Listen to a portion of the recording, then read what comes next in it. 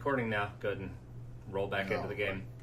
All right, so, yeah, as I said, Oakland, grinding polluted, yada, yada, yada, yada. It basically, again, the recent history of this place was Quake in 2061, fighting to retake the city from Japanese Imperial forces in 2068. It was supported by mega corporations, but much of the city, especially of Oakland, was devastated during the fighting.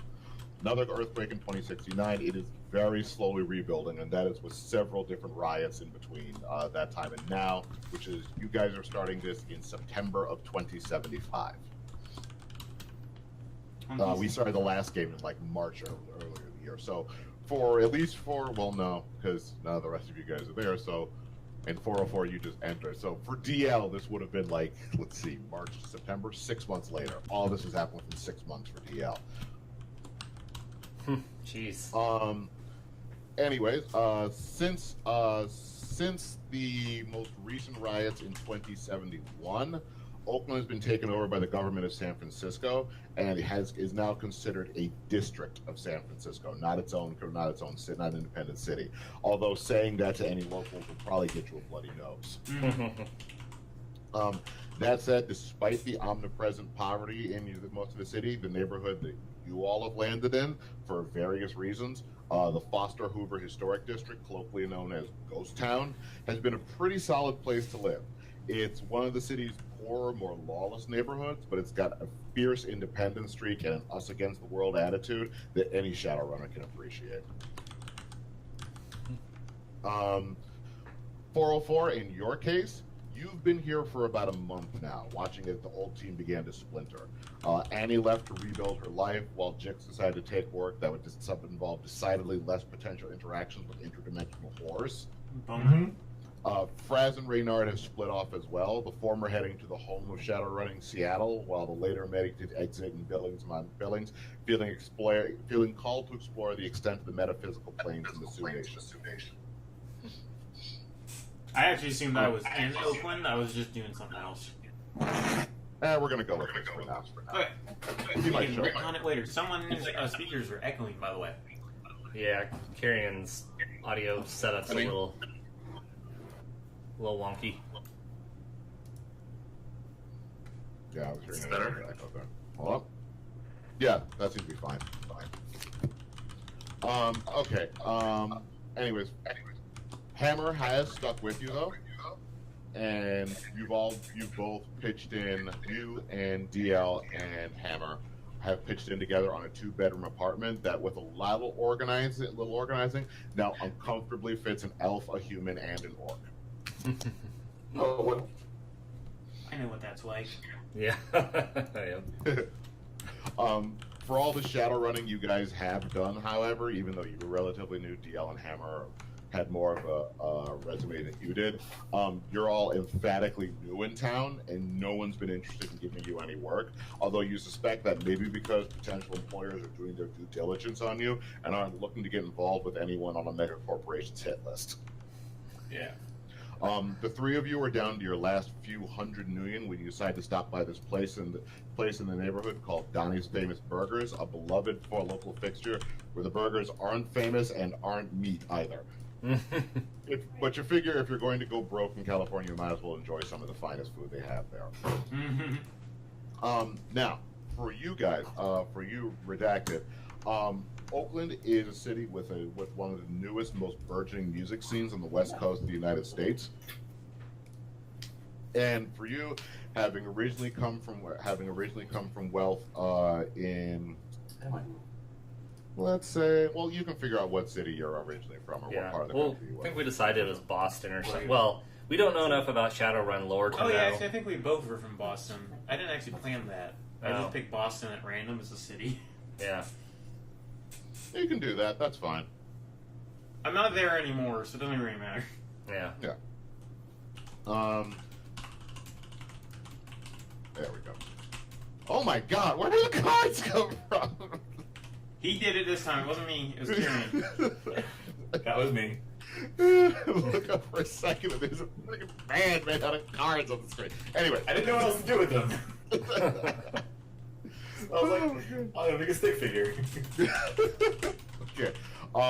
In your guys' case, The two of you, Redacted, you came to the area because of the music scene here. It's on the up and up. It hasn't like broken through yet, but people are talking. But like, if you're in the know in the music community, which you are, you've heard a lot of people talk about like, yeah, Oakland's a new place for all these different genres and all this cool type of music that's coming along. You got to go here and check it out if you want to make it, so on and so forth. You decided to head here, but you decided to come here because this is the kind of place where, especially if you're making a name for yourself as a musician, it's the kind of place that gives you cred. Having cred as an artist these days is more important than ever in terms of being like really authentic and so on and so forth. And what could possibly be more authentic than to be a metahuman from the city of Oakland, which was basically used as a metahuman refugee camp during the Japanese occupation, than to be making music coming out of there. That gives you that. That's a level of that. No, that's a stamp of approval that you just can't get anywhere else. All right. In your case, Ease, the process of trying to escape and build a new life for yourself, there are few places in the world that are better for that than Oakland, especially for someone like you. In almost any other part of the country, in a part of the world, you would obviously stand out. There aren't a lot of Onis outside of Japan. However, in Oakland, you still stand out, but it's not as bad as it would have been before. Sweet. And this place is the kind of place that gives you a chance to at least relatively disappear. Not actually disappear, but it's less pointing and screaming here. Nice. I like not being pointed at and screamed at. Yeah, it's a lot less of that. Context. Not necessarily screaming, but like less pointing and staring here than you would find in other places. It's more homey, and the people here are much more likely to accept you. Although, as I mentioned in the in the Discord note I wrote before, you do notice that because of your heritage and this place's recent history with the Japanese imperial state, some people are less pleasant to you, but people seem to be pretty willing to go get along. Anyone who doesn't want to can fuck off. Let's see here. All right. Anyways, let me shift you guys over to here. So Donnie's, as I said, is this local hotspot. It's beloved, even though the food is god-awful by anyone's ratings. But all the reviews online seem to talk about that as if that's part of its charm.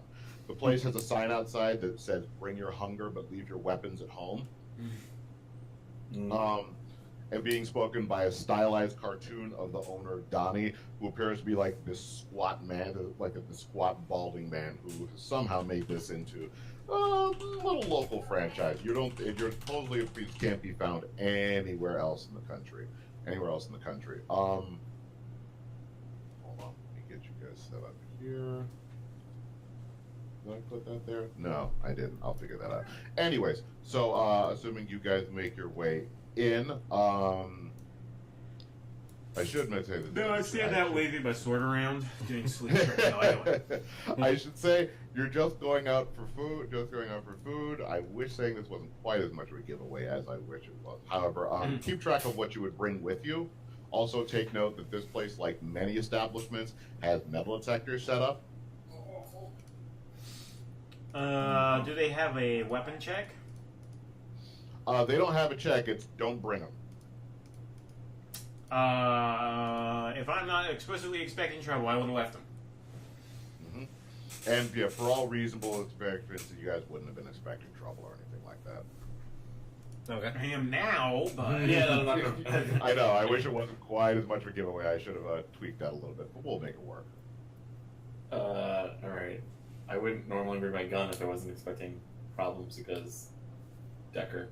this is America. You should always have a gun. Alright. I'll bring one of two guns. Get out of here, stupid fly. If not a bazooka. Put you down here?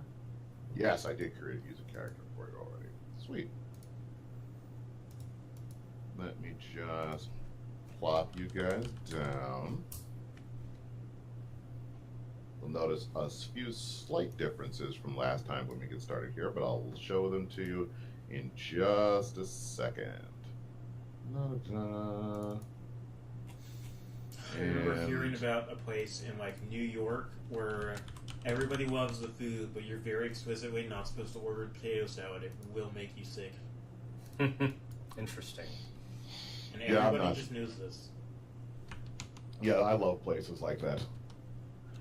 All right, fantastic. Here we go. So, as I said, you guys all make your way to this place. Again, the place has two fairly obvious, not fairly obvious, two semi-hidden metal detectors at the door. Well, they're not great, but the sign says leave your weapons at home, and you're not if you're not, no, you wouldn't have expected to bring any firearms with you or anything like that. Underlining this, there's a teenage orc standing at the door working as a security guard, who is attempting to kind of look big, but he's one kid. It looks like he is maybe 16. Did you say we were supposed to be seeing a map at this point? Not yet. Okay. You guys will get there in a second. Okay. Here we are. Donnie's Famous Burgers is, to be clear, like, it's a hole. It's the kind of place that has become local legend not because of the quality of this food, but because it has endured in spite of that. You can smell the grease and other food service byproducts long before you actually step foot inside. To your knowledge, and from what you've seen on the internet, on the Matrix, excuse me, Donnie's has never served real bona fide meat in its entire history. But it does know how to do grease to a terrifying extent. If you get anything to go here, you'll be able to see right through the bag, and the sliders are so named because of how quickly they'll pass through your digestive tract. So it's White Castle. Yeah, yeah. Ordering anything on the menu ends in sadness and regret, and there's no way this place should be open if the health department was paying any attention. It's not. Once again, White Castle. And yet, Donnie's is pretty full this afternoon. You have to admit the place smells delicious, and it's dirt cheap. Right, like that, and it's dirt cheap. Lost my place. There we are. Which makes it a pretty perfect place to line your insides before spending another few million on the mad magicians drinking away your sorrows.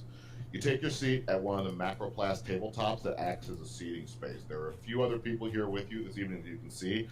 There's a troll wolfing down an absolutely terrifying amount of food, sitting next to a human in a haggard-looking suit who has his head in his hands. Near them, an old man with cyberware old enough to have been installed back when cyberware was actually invented, and a father and daughter are enjoying a meal at another table. It's not fancy, but it's Tuesday, and it's Donnie's.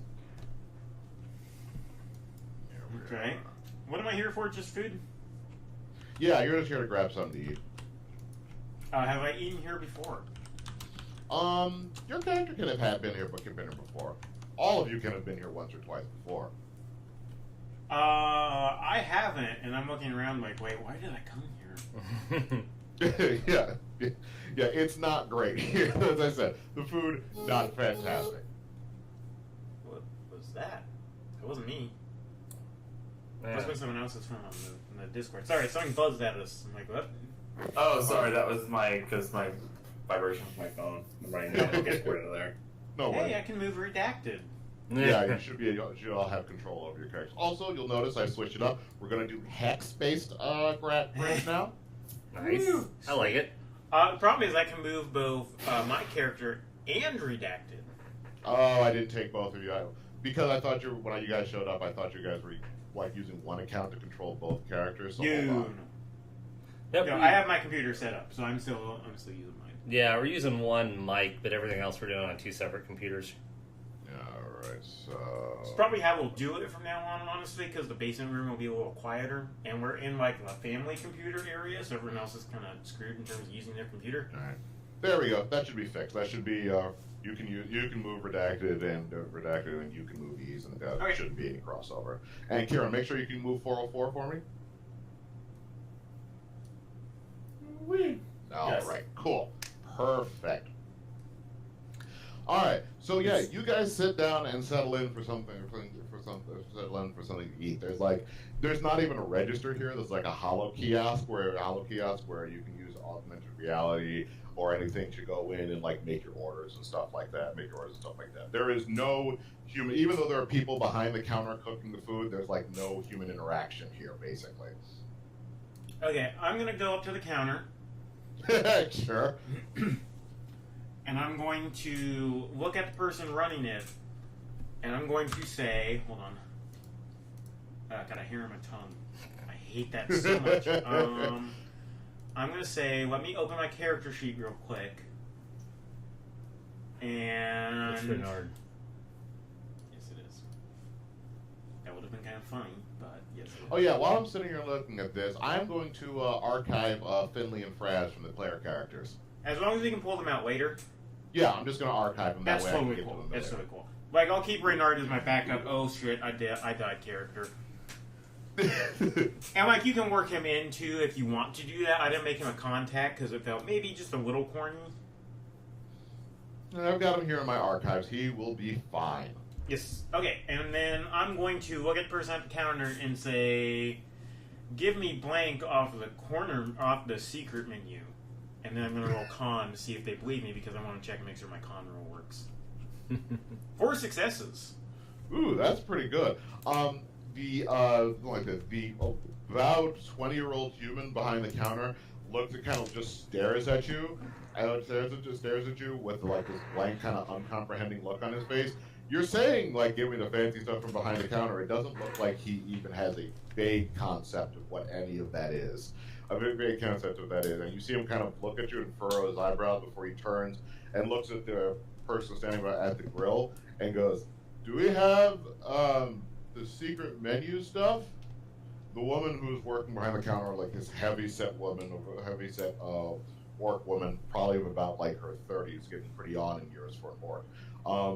Kind of turns back, looks at you, looks at him, and kind of shrugs and goes, "I don't remember." I look at the guy at the counter and say, "Goddamn cyber Yelp." And then I order like the triple bacon fake cheeseburger or whatever because I'm like, fuck it. If I'm gonna do this, I'm gonna do all of it. That is a good choice. And also like a milkshake and some fries, Greek Right. style. Knock off, and as we're going to be going through this, we're going to keep tracking more things. Knock off 5 Nuyen for all of that. I don't actually know if I have 5 Nuyen, to be honest with you. You should have 5. If not, I'll just say you have 5. I don't know how much Nuyen I'm supposed to have. Oh god, we went over all this stuff before. Your character should have. Give yourself like 2,500 Nuyen. It was literally months ago. I had exactly 5 Nuyen, so you know what? I'm just gonna not fill in my Nuyen total now. Sorry, I lost. I didn't pay attention to the Discord. No worries, no worries. You gotta I'm reread rereading this where first I job. should be inside of the. We were emails. plowing through, and I was figuring out where I wanted a lot of this stuff to go. Right off, off the top of my head as we were going along. Yeah. Oh, okay. For how much I wanted you guys to have and have left over and things like that. Where is the note I put for this?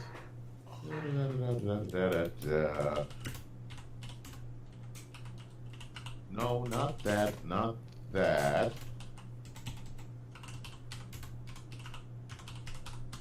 Didn't I put in? I got the post epilogue email.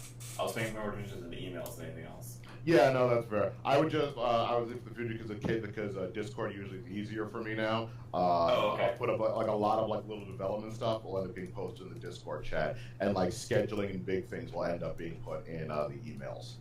Yeah. Okay, sorry, I didn't realize that. I'm used to our No live worries. The emails, with the way the emails work, you just end up with so many in there that like an email client. Yeah, is if we not went weird. over all the notes and all the things going back and forth, the chain would just be insane. Like the real life, like the real life games email chains are. Yes. That's what I. Yeah, like 400 friggin' pages long. Why? If you're going to actually have something and actually eat it, which is definitely going to be a thing for you, why don't you roll me a? No, not Composure that. or Constitution check. Yeah, roll me just a. Where's this stupid sheet? I gotta get back into the rhythm of this. Anyways, roll me just a composure check. Yes. They had a note for it here. And 5 successes. I mean, all right, you're fine. The food goes down kind of like, but you can manage to keep it down. I would like a soy shake. Ooh, for that is a soy shake. They have 5 different flavors. You can make them up as however you want. I would like some Soylent Green soy shake. God damn Sure, hackers. that is. It's not actually Soylent Green flavored. It's actually just mint, but they call it that because it comes out green, and people like the idea of it. Oh great, I'll have a milkshake, basically. Yes. Right. Do I know 404 at all? What's Oh, I that? can't hear what you just said. Do I know 404 at all? No, you don't. No, I'm looking you at don't. this idiot ordering a mint shake and like, oh dear God. You How is wrong do- with this dude? You do notice the human, which 404 stands out here, one, for being human. You, as I said, this is one of the few majority I know. medicine cities. Oh, alright, never. You don't stand out in that case, other than your hair. Yeah. Look. I was like, no, I'm an elf, dude. Yeah, I forgot about that. This makes. Wow. We this tried is to an explain all-fed this to human Skillet's party then. mom All for right. a bit, and we're like, it's not important. Let's see here. Here's the elf. Here we go. This is what you should have done. Roll me a body check, please, Eve. Okay, hold on. Oh, no. I keep trying to pull up, showing me the roll. 3d6 over Ah! 5. 1 success. All right. One success in that case is going to mean that you need to resist. Your stomach starts cramping, and you need to resist 2 stun damage. Okay, how do you want me to? How do I resist stun damage? You're just gonna roll your body again. Isn't stun willpower? Oh, I'm sorry. You're right. Thank you.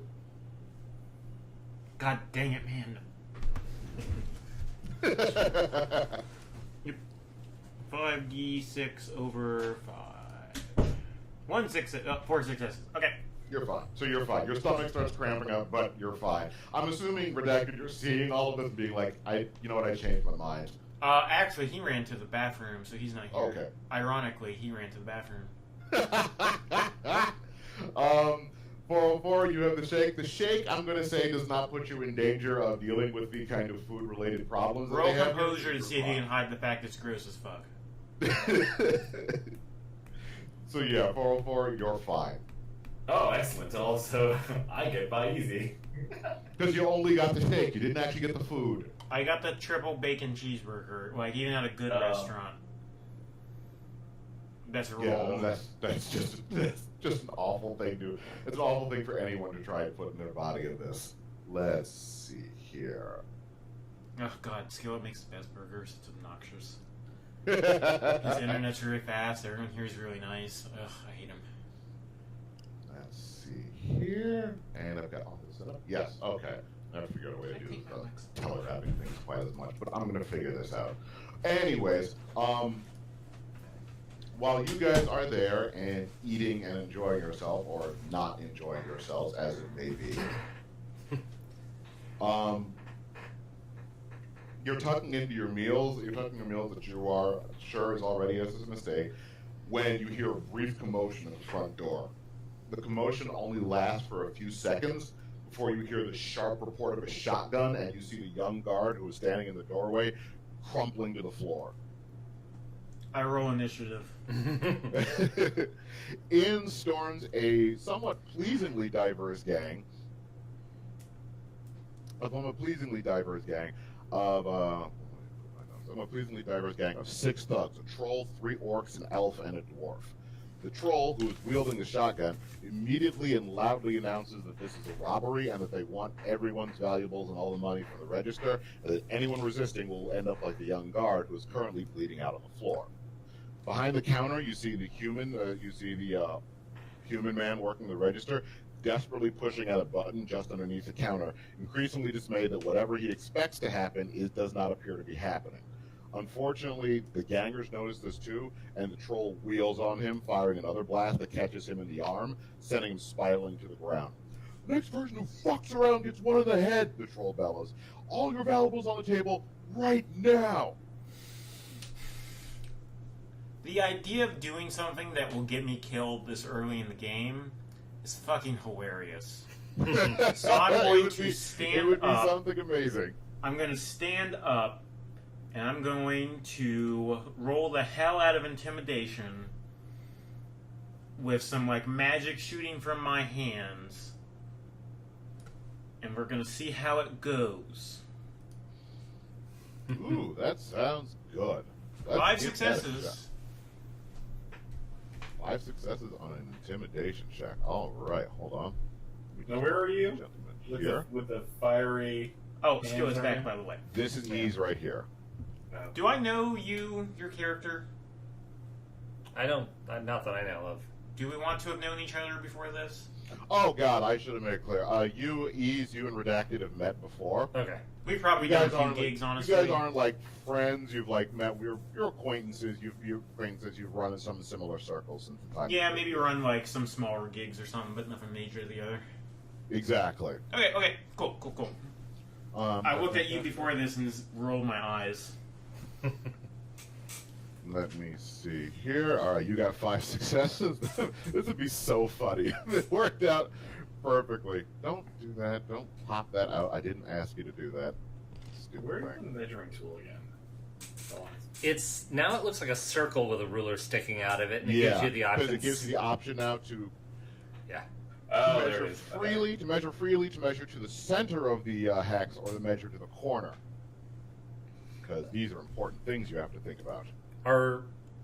I guess just a quick question, since we're switching over to hexes, are we going to just go center to center at all times, or are you going to kind of just make judgment It'll calls? be, for all intents and purposes, use the center unless I tell you otherwise. Okay. So yeah, thank you. Good question. Use the center for all intents and purposes unless I specifically note otherwise, in which case maybe we'll use the corners, and free measuring rarely but never. Yeah. Okay. That's just adding way too much to my life already. All right, you got 5 successes on that. You got 5 successes on that roll, Ease. Yep. All right. Let me just see here. Oh, I rolled his with that. I need to roll his charisma plus his willpower. My mistake. He doesn't seem that charismatic. No, not really. Also, why don't you do that? Roll 2 more dice because you get a +2 because you're wielding obvious magic. Okay, let me roll 2d6. 0 successes. All right, so it did nothing. And if that was a roll on its own, it would be a critical glitch. Eh. Or no, just a Yeah, glitch, not a you're critical fine. glitch. All right. Anyways, you wheel on him, yeah, and like bursts of energy come from your hands. You tell him to get the hell out of the troll. To your minor surprise, well, not really your minor surprise, to some level of surprise, turns and looks at like it turns and wheels on you with the gun. He seems like shocked to have seen this, but it looks like he is not. It looks like he is not unwilling to make this into a real fight for it. Okay, well... That makes no sense. What am I saying? He looks. Yeah, I have no clue what that is. I know. He looks surprised, but immediately his face hardens and he levels the gun at you as if he's ready to fight. He doesn't look. He looks concerned, but he's still ready to fight. God. Okay, well, I definitely have my armor jacket on, and I have a point in unarmed, so I'm probably just going to fist punch this dude, but if someone else wants to do something first... Yeah, it makes perfect sense for you guys all to have armor jackets and stuff like that. I mean, I guess it would be a metal jacket. No, wearing armor is something that everybody does to some level. Yeah, Some level. it would hang off the metal detector, but I can't imagine they're going to look at an armor jacket and go, no, take that off. For whatever reason, the way the armor stuff in this game works, it doesn't. Like, basically, It's probably the easiest way to Kevlar. think of it is Probably... this. Is All, Kevlar like not armor metal? jacket, armor clothing, armor vest, all that stuff. There is no restriction on its availability if you look on the thing. There's Gotcha, no R, there's no F. You can just have it. Okay. So I assume for all of that just means like, oh yeah, that's perfectly normal for somebody to have an armor vest. No one blinks an eye at that. Okay, well, I'm probably just going to punch this dude. So if anyone else wants to do something before we go, full initiative. Now it's time. Yeah. I'll just take another sip of my soy calf and watch this unfold. All right. In that Anything I would case, do would probably be an initiative, so. yes. In that case, why don't you all roll me initiative then? Okay. And I'm just gonna roll Click one. on. Sounds great. Easier. I rolled 0. I don't think that's how that works. Hold on, let me take a look at your sheet. I had one of the things unfilled. There you go, that'll do it. Okay. So I rolled 10. Alright, so with that done, 404, you go first. Did I roll initiative? Oh, did you roll redacted? You should roll initiative as well, redacted, yes. Okay, hold on. Something's... There we go. What? Okay, it doesn't... I didn't get a pop-up asking me... Go to you're in the wrong tab. There you go, you rolled 26. How the hell did you roll 26? No, go down. You should not have a 10 miscellaneous. Yeah, that's what I'm saying. I'm looking at that. That is a lot. Okay, yeah. I thought that seemed high too. Alright, okay. Put a 1 in that second one, is what I've been doing. There? Yeah. I believe just a 0 needs to go in the middle there. Oh, a 0? Okay, I put in a 1, Yeah. so I need to re-roll. Let's see. What? I got a higher roll anyways, it worked out. Yeah, that middle column would be for any single bonuses to your initiative for something, and then the last one would be how many d6s you roll. Okay, I don't think mine should be particularly high, but let me double check Chummer real quick just in case. Let's see. No worries. Okay, yeah, initiative 10 plus 1d6. Okay. Yeah, that's what I thought. Yep. 10 plus 1d6. So you're good. So yeah, you got 11 on this one, redacted? That was ease. I gotta roll again still. And my roll is 12. All right, much better. Okay. Yeah, 26. For your character, even though he's a little bit advanced, would have been like, wowza. Yeah, I'm pretty sure that's impossible right now. Yeah. So back to where we originally started. 404. What would you like to do? Duck and cover first. That's my Well, movement. if you That's want to 5 move, meters. decide how far you want to move. 5 meters, sure. Yeah, so I did the ruler first to make sure it was 5 meters. Mm-hmm. My walk run is 8:16. Yes. Now that means I have 3 meters left to move this entire combat. This turn, right? entire combat turn, yes, until Okay. we roll initiative Now, next. that button that he was trying to hit, can I jack into anything over there? Yeah, you can start trying it. But there's a thing behind the counter you can try and jack into. Yeah, I want to do that because I want to see if the button is faulty or it really didn't do anything. Because maybe something's going to happen that can actually help us. All right. All right, so that's going to be you taken care of for now. We'll come back to you on the next initiative patch. There's a jack back, there's a universal connector back there that you can definitely jack into and try and get into the system and try and get into their system. In that Now, case, mind you, I'm going to be ducking behind the counter, no head over the counter for any shotgun blast to go into it. duly noted, yes. In that case, that is this gentleman's turn. The large troll's turn next. He turns to face you, Ease, levels off the shotgun. It's not a full shotgun. It looks like it's being sawed off. It levels it off, and he's going to fire at you. So why don't you just roll me your avoidance roll now? Avoidance. Yes. Sorry, I had to run these back. He's back No there. Yep, roll avoidance. No new text. Yay. Avoidance. 7 dice. Any situational modifiers? For this situation, no, he's caught you pretty much out in the open. I rolled a 7. Let me roll that again, just make sure that it's not doing something weird. Yeah, I think it's doing something weird. Yep. What do you got, hold Weasel? on. I'm looking at this here. There we go. I need to put in the mis- 0. Yeah, didn't put a 0 in the avoid miscellaneous thing. Anyway, so you got 5 hits on this roll, so you're fine. He turns, fires. You quickly scoot behind like the stool, and the slug skips off the ground, gouges a big hole in the ground, but it misses. Redacted. It's your turn. All right. Let's see. I don't know how to put spells into Roll20 all that well, so I don't have mine all put in yet. But there's a lot of. Does just the guy up front have guns, or like all these guys have guns? Just the guy up front has a gun. The rest of them all appear to be holding like clubs. If you pull up Tremor, I can help you cast a spell. Okay. Let's see. 1 second. Okay. Spells tab. What spell do you want to cast? That's what I'm curious about. Actually, foreboding might be good if we can remember what these all do. Okay, foreboding. It will give you a list of what page it's on. So it's Street Grimoire 112. I will Pops open on my monitor. Hold on. Yeah, there's going to be a little bit of slowdown while I learn how to play a mage, but it shouldn't take too Yeah, long. I figured that would be this whole game. This honestly. first isn't just about getting back in the saddle. Yeah. Yeah, foreboding.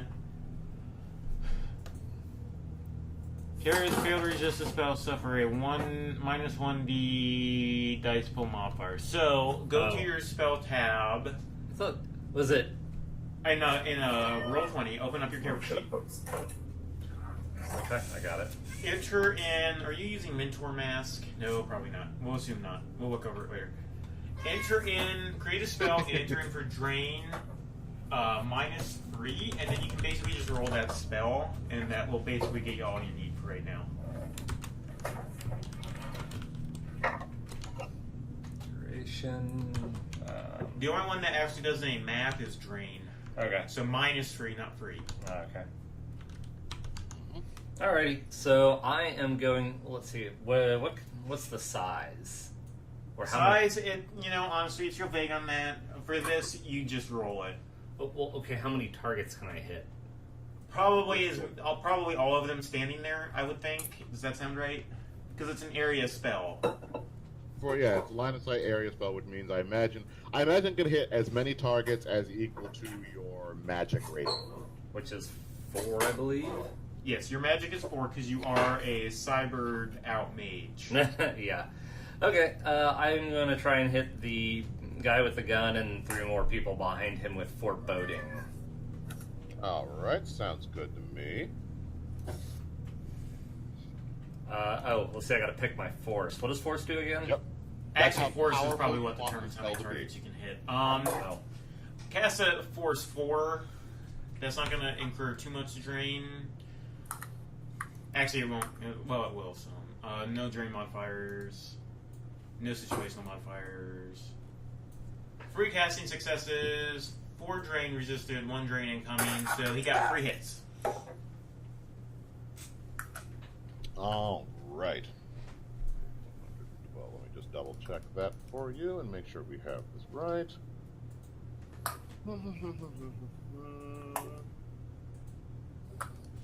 Okay, alright. Anyway, that's a realistic spell, which means that... Oh wait, do I get it? That's an illusion spell. Do I get anything from my mentor spirit for that? You should have calculated that in from the jump. I don't think he does for chaos. I think chaos is like attack spells, but we can check. I figure for this first spell, we're not going to worry too much about that kind of detail. Yeah, that's I'll pull it up though. Yeah. In this case, for that, I believe you are correct. Yes. All right. It's a realistic multi-sense spell. It is a mana illusion, resisted by logic and willpower. Thank you. All right.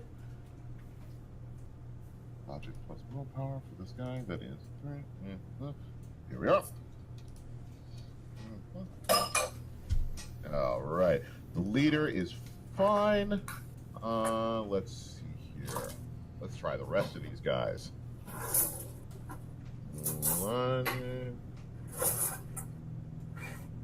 Okay, no, you get +2 to illusion spell, so you should have cast that +2. Just roll 2 more dice and Chummer. Yeah, just roll 2 more dice. There you go. Rolling 2 more dice has not worked for anyone yet. All right. That's fine. Either way, the leader is fine. Wow, that is the best roll I have ever seen one of these people get, and he doesn't deserve this. Oh, this is the first 100% roll I've ever seen. Huh. Oh wow.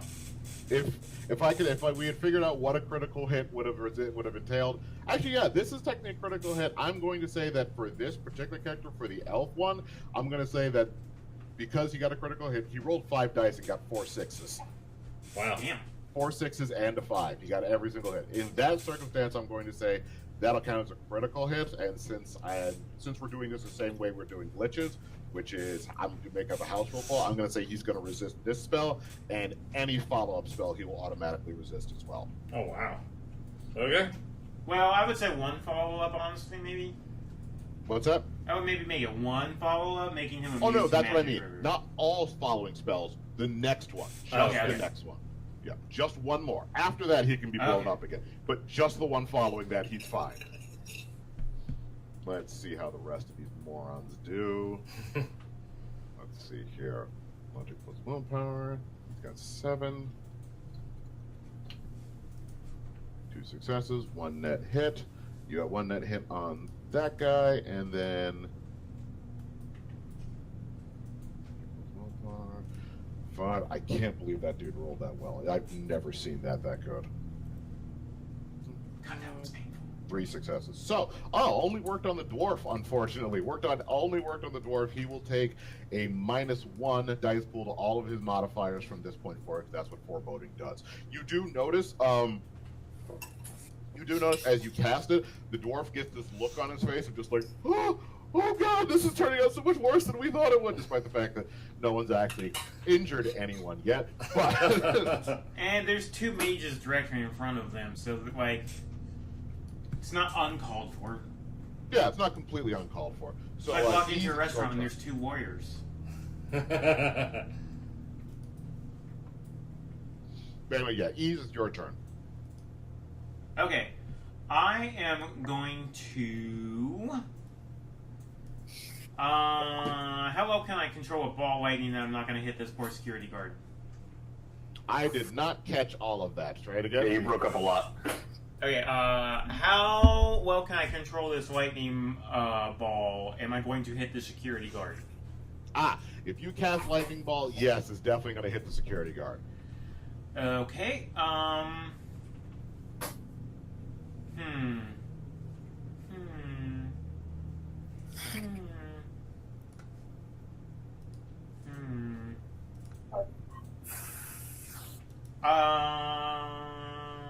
Sorry, what was I thinking?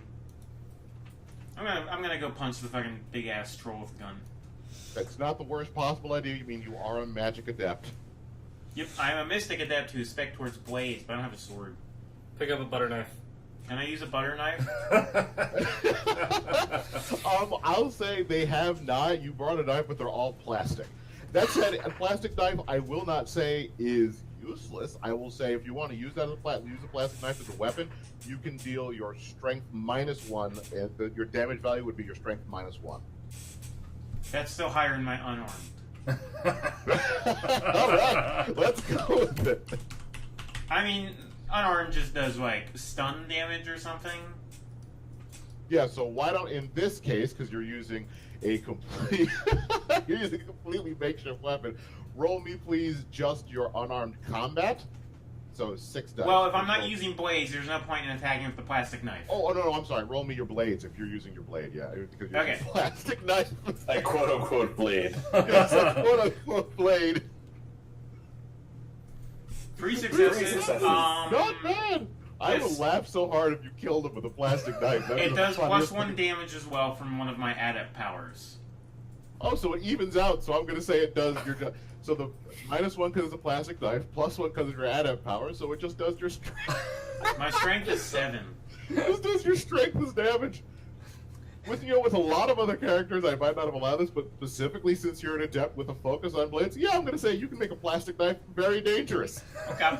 Yeah, infuse a little magic and some China. What do they call that? Chinette? Trying to, Yeah. Oh my god, you got 2 net hits! Only one way to Oh my god, that's so great. Okay, what's your strength, Ease? 7. Oh, it's not. Let me take a look. See here. It's 7. Oh my god, it is 7.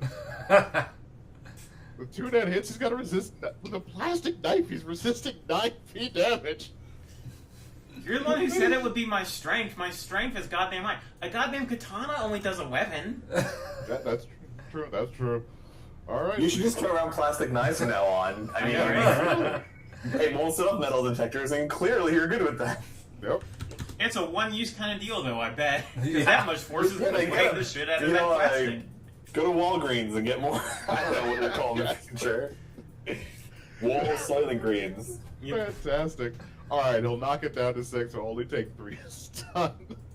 So you turn, grab the plastic knife off of your.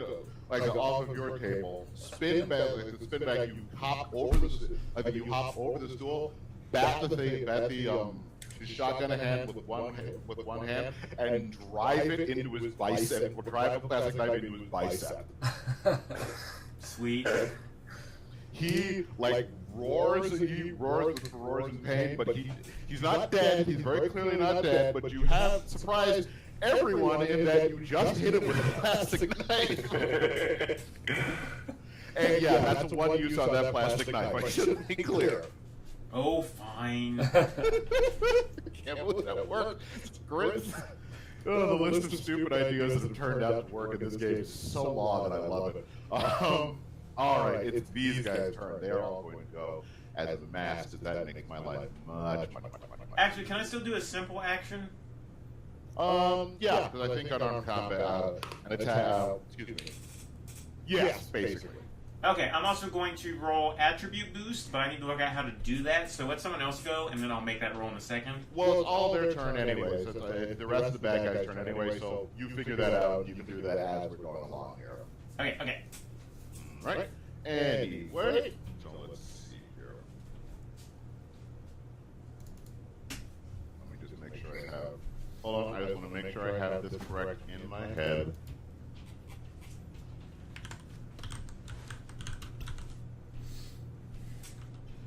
Okay, alright. I always want to make sure I have this straight for the movement for everybody. So, just remember, when you are doing stuff, when you're moving around in this game, you can walk, which is your agility times 2 for pretty much everybody, or you can run, which is your agility times 4. Now, as long as you are walking, you don't incur any penalties. Once you go over your walk rate, you then move. You're then considered running. At which point you take a -2 modifier to all actions performed while running, except for sprinting.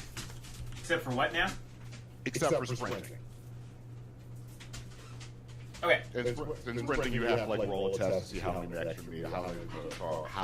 extra far you can go. Now, the maximum distance you can possibly move is your run rate, which is agility times 4. That is the maximum amount you can possibly move in a combat turn, no matter what. Unless you sprint. At some point, we should figure out just how many hexes constitutes our move rate, so we can just keep track of that better. Well, it'll be I didn't hear the last part. It'll be easier for us to figure out exactly how many hexes or people can move rate, so we can get around easier. So for this gentleman here, for the elf, he's going to move 1 hex here, and moving over here moves him 2 meters or 2 hexes. That is plenty. His agility is, let's see here, 5, so he's still considered within his walk rate. So he doesn't take any penalties. He is going to move over here, and he is going to try and hit you with this club. So please roll your avoidance. I will, because now that you're hitting me, I need to have my agility boosted the way it would have been, which means I need to enter in this stuff. Which will be just a second. It's magic plus attribute boost, so it's going to be... I was going to do it as a skill based off of my resonance, which is 0. Oh, no, that would be my magic. So, okay, actually, that just means 1 point in skill. So, roll that. Oh, it's listed right on your sheet. Okay, never mind, I forgot. Your movement rate's listed right on your sheet. If you look on your character sheets, and in Roll 20, I can make clear, on the right side of your attributes, where it has essence initiative, just look down where it says movement. 10 is your walk. Excuse me. The one on your left is your walk. Right side slash is your run rate. You can look. So does that mean 10 hexes? But that's in meters, right? Yes, that's in meters. And the hexes are all 1 meter. Yes, each hex is 1 meter. Okay. Sometimes different maps, the hexes will expand. It might require maybe 2 meters, or maybe 3. 3 is probably the maximum size of the hex I'm going to give you guys here. Okay. Now I roll my avoid now that I know that my attribute boost has not given me any more attributes. 2 hits avoided. And how many? Hold on. 2 hits avoided. You're fine. He comes over with it looks like a. Wow, this really is trying to think. So you attack a guy with a plastic knife. He attacks you with what looks like the leg of a table. And just swings, but just completely misses. Didn't glitch, but just completely missed. So this gentleman here, let's see here, got 16 minutes for him to get to you redacted 5, And then 2, oh, he can make it one. Walk race. So he moves up and over to you, Redacted. And he attempts to hit you with what looks to be like a piece of lead pipe. Okay. Oh, I think that helps with all our good rolls. That's not correct. Add a 0 to your avoidance miscellaneous. Ah, okay. Thank you. There you go. Let's try that again. There you go. You're fine anyway. All right. That's 1, 2. All right. Unfortunately, you seem to be in the front here, so the dwarf comes up and he is going to swing at you as well. They're all, like I said, these are all just makeshift clubs they appear to carry. Roll another avoidance, please, ease. Can do. Since I roll back down to the avoidance section, avoidance really should be higher up in this sheet. Considering how often you use it, you're fine. Okay. 7, 8 on the dot. He can just make that distance.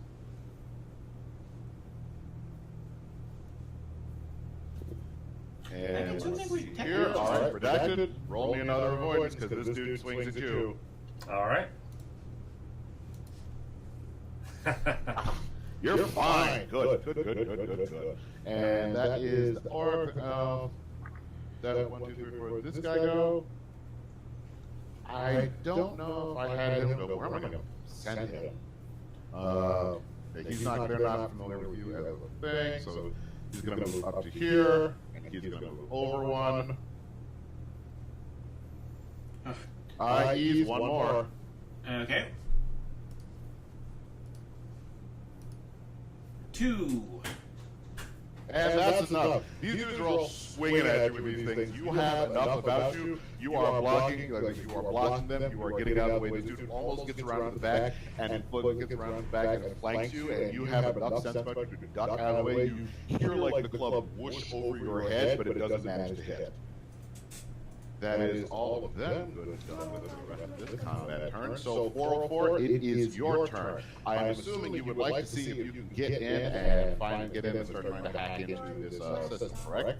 Yes. Alrighty, daddy. So the first thing that you are going to do, it should still all be into your thing, all be on your character sheet.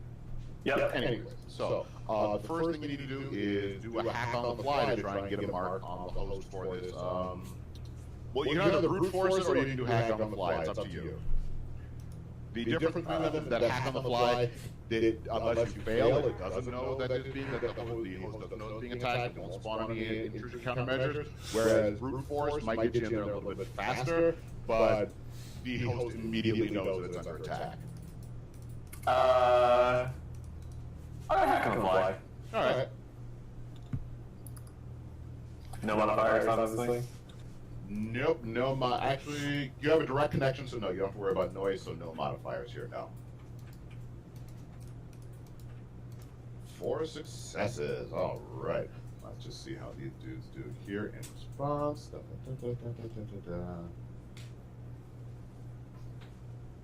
Here we are.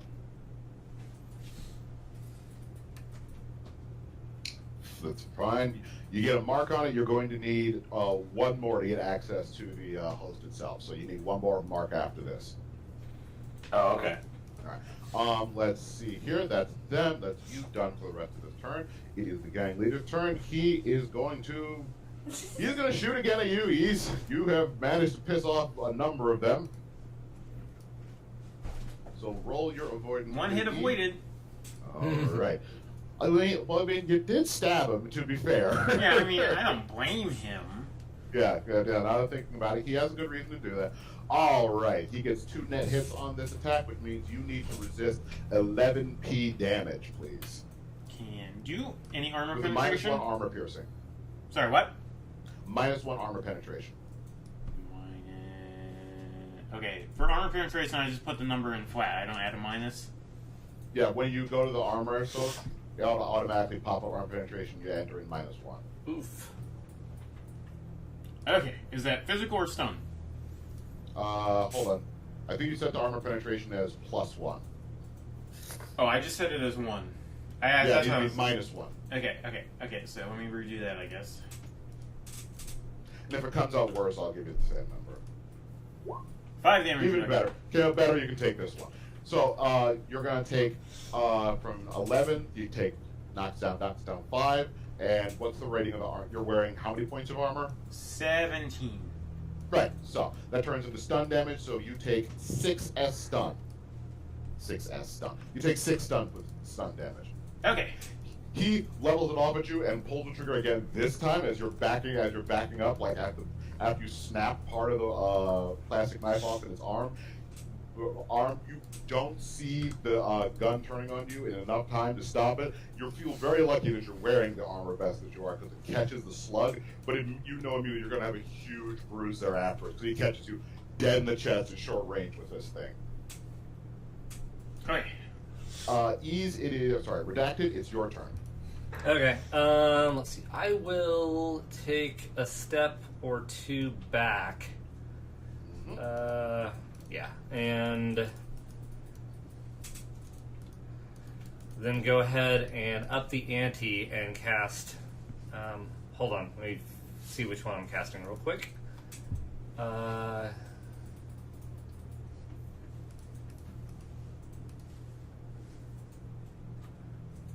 Oh my god, what the hell am I doing? Oh my god, I cannot believe I fucked this up. He's just realized what he's done with his wife. And now he's gonna No, start not killing. that. I'm fine with all the things I've done with my life. You know who's missing? Who? Hammer. Oh, you forgot to bring Hammer? Hammer was forgot gonna meet to us bring later. Okay, there we So go. he can come in behind them. I'm fine with that. Actually, yeah, you know what? She was outside having a cigarette. She'll show up next turn. She'll enter it next turn. I am going to cast Fire Water at the guy with the shotgun. Oh boy. Okay, now that is a spell you can cast. That may be slightly dangerous for anyone else in the near area. Okay, Fire, water, or napalm? Fire Water is individual, Napalm is area. So Fire Water should be Okay. just All that right, guy. then you're fine. Yeah. Yeah, Fire Water is a single target spell. Okay, you're fine. Yep. Might light the building on fire. It's not Yeah. our building. Listen, that wouldn't be the first time in a Shadowrun game I've run people have destroyed a building in the front of a fast food building. God, this is in the process of greasiest finish greasy spoon. This thing's gonna go up like a Do I just candle. put -2 for the drain? Yes. Okay. Alright. So Oh, I will This is cast. going to be insane. So what's the deal with casting? What's the force versus my magic skill? If I cast over. You can cast a spell with a force up to twice your magic skill. Right. But if you get more hits than your magic skill, the drain turns into physical. Okay. Which is not always a bad thing, because it's still 1-to-1. It's not like you take more damage when it's physical. It's just it's physical damage. Different instead of type stun. of damage, yeah. And it can't be healed by magic. No drain can Yes. be healed magically, so the physical would have to basically go away over time. Force 5 or 6, you think? You can. That will put it over your magic. Right. So you are more likely to have that as a problem, but you can totally do that. I would go 5. Yeah, that's what I was thinking. Okay, force 5. Here goes something. No drain modifier. You almost never have a drain modifier. 2 casting successes, but for spells like that, I think your force also determines part of the damage. Yeah, the force will determine part of the damage. For a spell like this, the damage is from an indirect combat. Hold on. The damage value of a successful indirect combat spell is a force plus any net hits. So that'd be Okay. 6-7 damage total. That's if he got no hits. Let's see how many hits he gets on his attempt to resist this. So let's see here. He is going to resist this with, my notes have me here. He resists this with his reaction plus his intuition thing. Right? So. Oh man, let's not show this to anyone. I'm so just getting back into the roll of all the advanced rolls. Reaction plus his intuition is 8. All right. So it ends up doing 6 damage because you got 1 net hit, and then for him to resist this, let me just see here. Doesn't do it normally. Damage with a successful indirect spell. This was body plus armor, adjusted for the spell's armor piercing if it has any. And the armor piercing of the spell is determined by its force. Wow, okay. So he resists it normally. with an armor piercing equal to its force. You got 6, I said, right? I think so. And 2 knocks it down to just 4.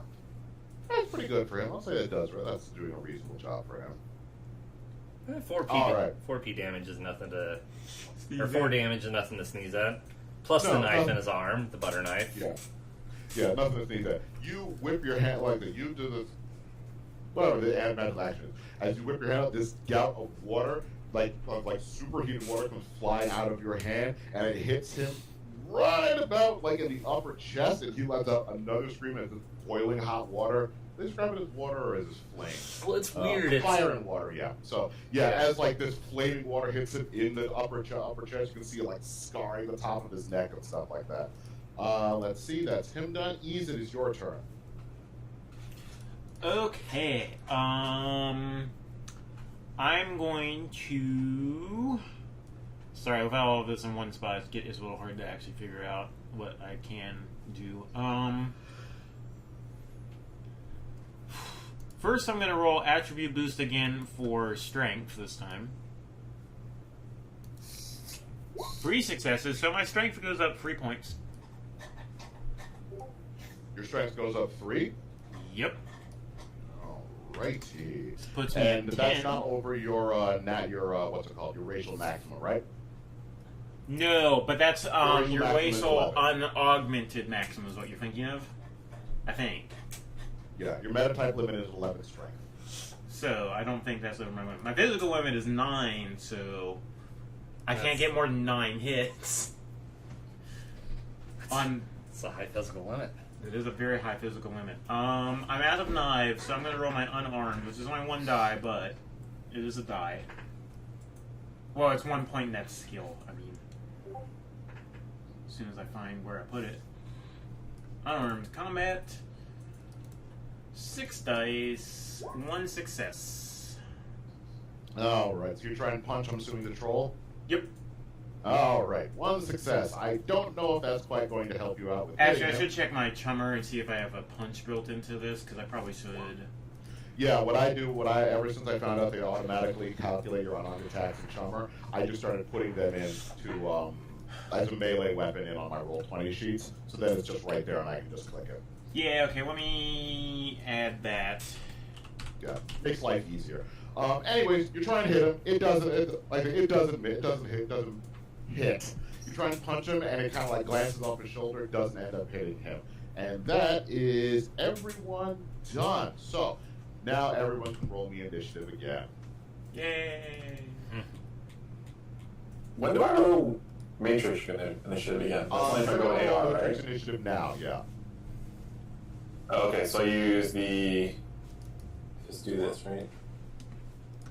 Oh, it's All also right, 6 my dice. first.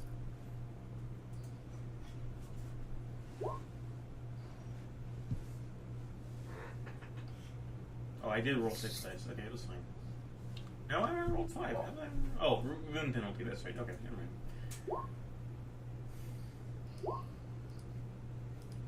I thought I clicked on my guy. I apparently didn't. Don't worry, I'll just punch you 24 for you. Okay. And then Eve, did you roll yet? Oh, mine is... I'm sorry, yes. Hold on. Nope, I just need roll 20 now. God damn it, nope. Yeah. And, initiative. Thank you. Only a 9 that time, but we'll still go ahead of all the other bad guys, which is good. All right, 404, you are going to need to get 1 more hit mark on this host if you want to try and get Yeah, access man, how'd to you it. get 24 so roll dice? me another hack on the fly if you Matrix feel like. initiative. Oh, that's Yes. Matrix initiative. No modifiers, right? Nope, no modifiers here. 6. 6, good God, that is plenty. All right, let's see if this host has any chance of resisting this. I don't think it does. This is not a like serious This is like hacking into a Starbucks. It's not. That's what I figured, but I just want to know, like, maybe there's some kind of turret that will come out if there's if this kid thought something was going to happen. Well, you're just getting access to it. You haven't seen what's available there yet. Yeah, I know. I just want. That's what I mean by I want to see what's available once I get in. Yes. Anyway, so okay, on your next go around, you will have access. You're inside the host now. You'll be able to look around and take a look at the devices inside the place and see what there is available. I'll tell you on the next go around.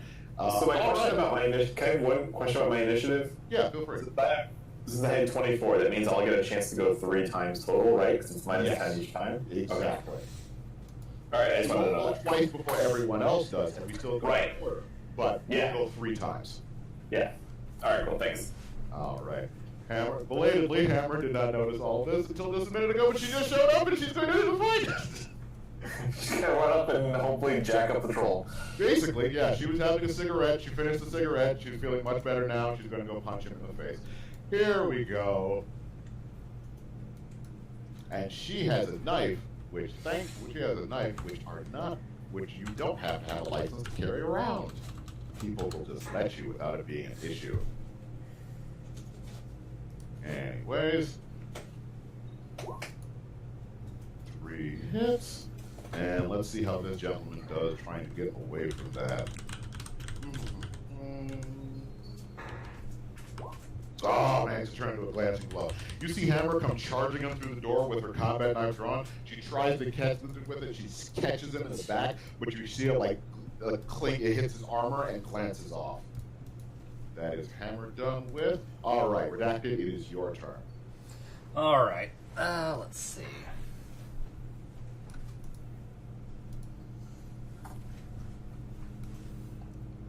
Just kind of looking at what I got here. I guess actually for now I will just go ahead and cast Fire Water at Mr. Shotgun Guy again, and hopefully, if he falls, maybe somebody will snatch that shotgun out.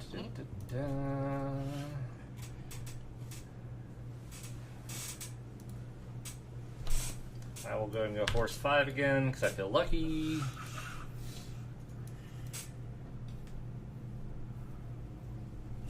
All right, you're casting that control, correct? Correct.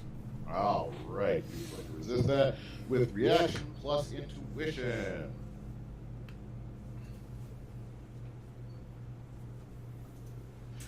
And you got the one net hit, it's going to deal 6. And you cast that at Force 5, correct? Correct. So -5 armor penetration.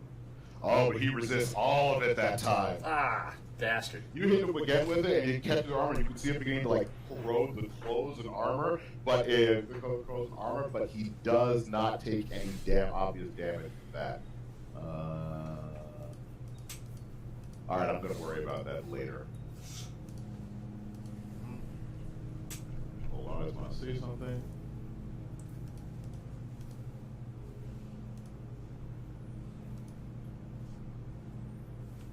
Okay, I'll worry about that later. There are also special rolls specifically for fire water because it does fire damage and water damage. Yeah. Which is a thing in and of itself, but I'm not going to worry about that for now specifically. Okay. Yeah.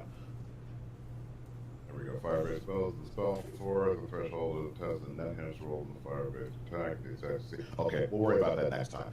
Anyways, let's see. That's redacted. That's your down. That's you down. The troll is pretty easily distracted by having fire shot at it repeatedly. It levels the gun off at you, redacted, and fires again. Alrighty. All right. So roll me that avoidance, please. You know what? I am just going to put. There we go. That makes more sense. That'll automatically calculate the things I need in there for me. And he takes a -2 wound penalty, but he does 4 hits, which you managed to make miss. You cast the spell as he fires. You duck behind the stool in front of you. You watch as a shotgun shell like rips off the top of the thing and covers you with stuffing from the inside, padding and stuffing from the inside of the stool, but it didn't hit you. That is him done. Ease, it is your turn. Okay, What else can I do? Oh, I know what I should have done ages ago. I'm going to cast Hot Potato. Actually, how many of them have guns? Just the troll. The rest of them are all just holding various clubs. Are any of them metal? Makeshift clubs. Are any of them metal? Let's see. All I know one fight apparently. Let's see. Pool cue. Yeah, this one behind you appears to be holding like a tire iron. Okay, and then you said someone was using a lead pipe. So I'm going to cast Hot Potato, which is a spell that makes everyone think their guns are super hot. So they try to drop them. That I need to fill in the details for. Which means I have to open this up, find the spell I'm looking for. As someone gets some chips by the sounds of it. I gotta go for some chips right here. I'm liking these ambient noises. I heard ambient noises for a second. I'm like, Ambient noises. Yes, we all just fall asleep playing the game. Then yeah, you hope you fall asleep if you're on Ambien, man. Yeah, I was gonna say. Then the ambient walrus shows up. Yeah, the way that's been going these days, yeah, falling asleep would be the ideal situation. Yeah, so only 2 of them are carrying anything made of metal. The rest of them are all carrying. The troll has a gun. One of them has a tire iron. The rest of them have like, one has like a pool cue, and the other one has like a table leg. One has a bat. Okay, and then hold on. Goddamn, what even was that? Computer? You're trying to do that. I was gonna say trying to minus. Yes, 11. I need a way to do it plus 1 actually. Okay, situational. I'm gonna cast a force 4. Drain none. Situational 1. 4 successes. All right, they are resisting logic plus willpower. Let's see how they do. 7 dice. All right for that guy. And then for this gentleman, he's thinking 1, 3. That must be 1, 2. Logic plus willpower. Oh boy, that's gonna be tough for him. Yeah, it's pretty good, all things considered, but not going to do good enough. But not going to do good enough. And let me just check a listing of the description of the spell here so I make sure I have. If they do not immediately drop it, they get a dice pull modifier equal to the number of hits as a negative. Net hits as a negative. People aren't about that life. All right. Anyways, so you cast these, like, you kind of. When you cast a spell, you kind of spread your hands out in a circle around you, and all of a sudden you notice the troll and the ganger behind you. Both of you just go, ah! And the ganger behind you drops the tire iron, and the troll drops the shotgun on the ground as if he'd been burned. Okay. All right. That's my turn. That is you done, because that's a complex action. So that's you done. It is their turn. The rest of their turn. Let's see here. This dude is going to move up. Let's see here. 3 meters. He is going to move here, and he is going to attack you, Redacted. So roll your avoidance, please. Which one is that one? 1-1. Yeah, 1-1. Yeah, you're probably going to be fine. Let's just find out. Yeah, you're super fine. You didn't glitch, but you're fine. Let's see here. This guy. Same thing. Roll avoidance again, please. Okay. And turn it into a glancing blow. You are fine. Let's see here. Who is left? Elf, however, is going to attack you. Please roll that avoidance. Ugh, damn elf. I don't need to hide this that much. It's a club. Glancing blow doesn't do any damage. Don't worry about it. The dwarf is also going to attack you. Roll it again, please. 3 hits away. Fine. You're fine. You are at this point. You're looking at this redacted, and you're not sure from the fight that you're seeing. You're not sure whether these guys are really awful or whether Ease is just that good, because they're just swinging like crazy and hitting nothing. Both. Yeah, a little bit. Yeah, probably a little bit of both.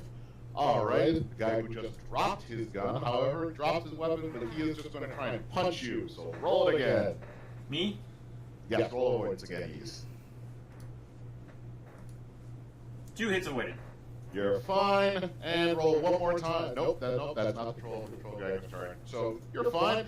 Going back to the top, 404, it is your turn again. You can look inside of the host now, and you can see, looking around, you can take a look and see all the stuff that's on the interior. There's barely any nodes in this host. There's basically one that has all the employee records and information on it. There's another one that has all the other material, that has like the basic software that the place runs on it, and then there's one more that says security.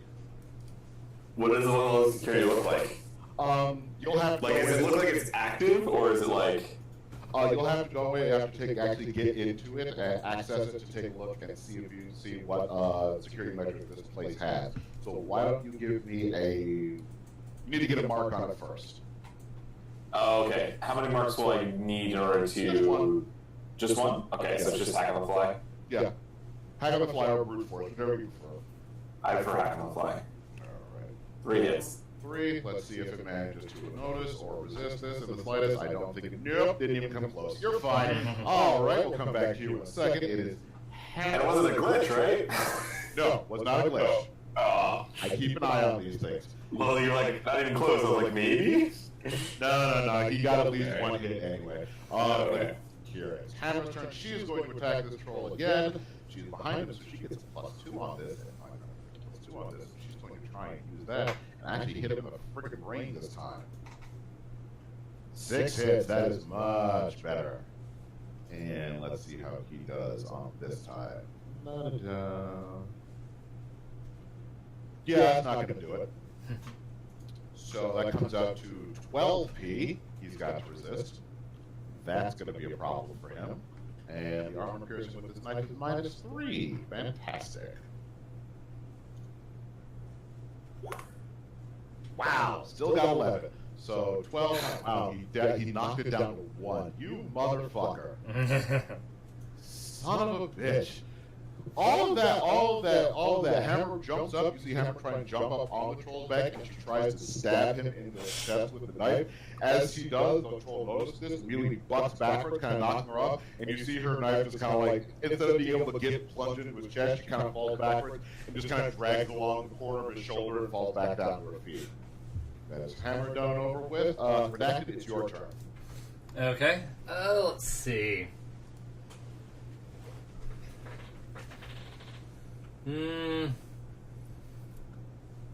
Okay. I was trying to think of something to do with Trid Phantasm, but I haven't come up with a good idea yet, so I'll go ahead and fire water at the troll one more time. Oh, you could use that to like launch fake fire at them.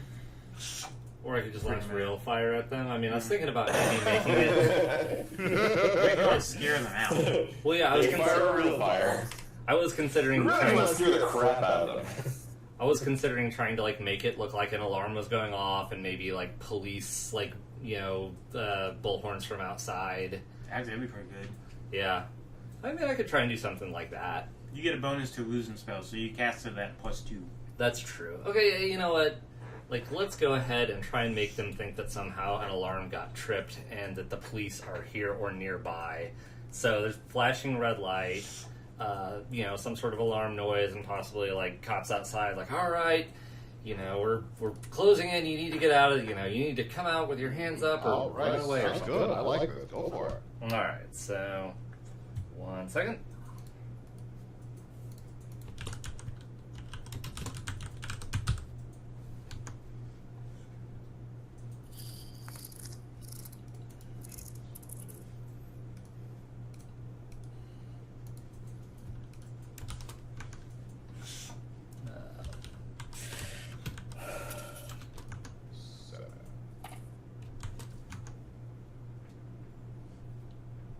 Do I need to put something, if there's no positive or negative drain adjustment, do I need to put a 0 in the drain column? Probably. No. I assume so. Say, knowing this thing, you know what, let me just try it. We'll just click and see what happens. We'll go ahead and do force... I'll do force 5 again, and So no drain modifier, and then what if do I put like 2 for the situational modifier? You can, yeah. There's also a way to roll it specialized. Oh yeah, I could have just done that. You could have just done that for now. Just put 2 into the situational modifier because they'll do the same thing. Yep. Okay. So Okay, so you take 1 drain. So before we work on the spell, the effect of the spells, pull up your sheet, and then under stun or under wounds, put 1 stun.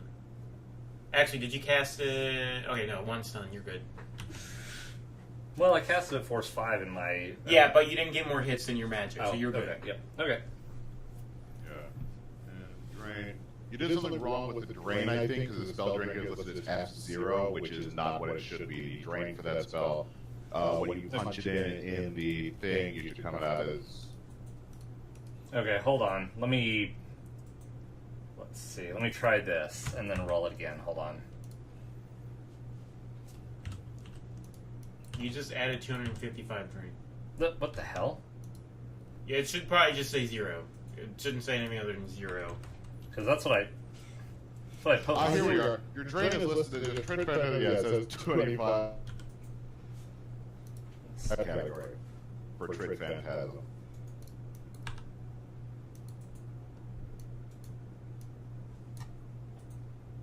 Is that? Like, there. Yeah, you're still taking full 5 incoming drain. You need to put. It says 0. Try it again. It should be fixed now. I just punched in 0 with the drain now, so try it again. Okay. Well, that's what I did the first time, but I'll do it again. At least I'm pretty sure that's what I did the first time. Why are you still taking 5 drain? Cast a different spell. Let's see.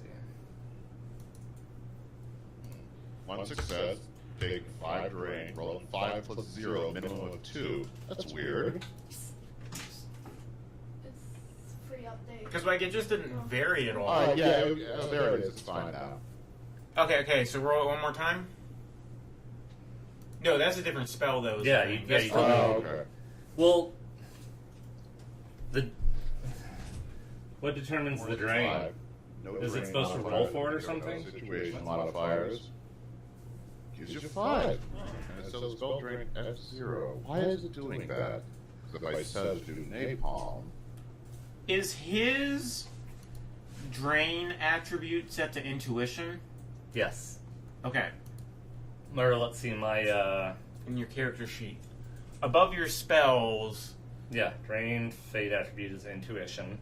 Okay. Okay, so Everything spell. looks right to me on my end. Initiation degree. Okay. Yeah, it should be 0. Alright, it does that correctly.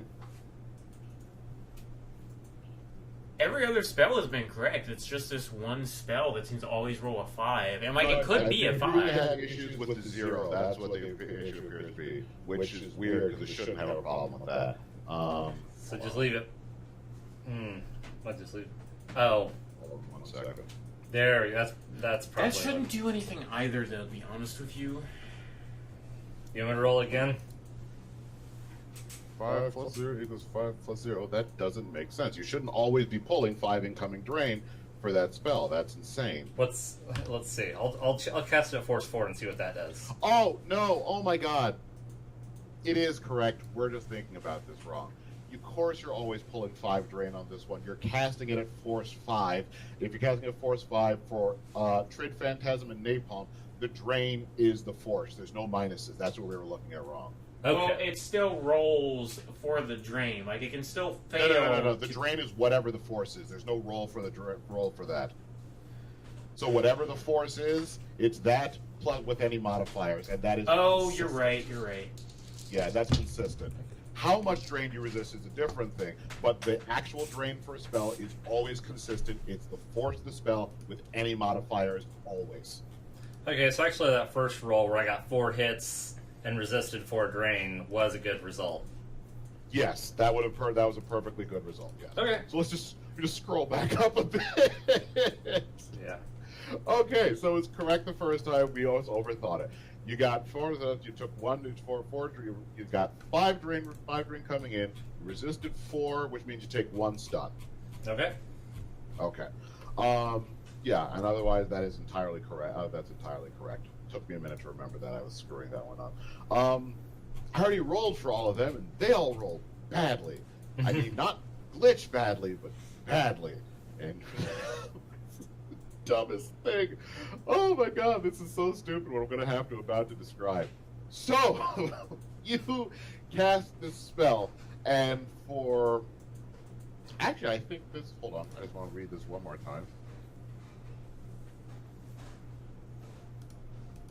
Yeah, I'm going to say this happens to everyone. So, Ease, why don't you also roll me your logic plus willpower, please. Logic plus willpower. I'm good at exactly one of those. My logic is only 1.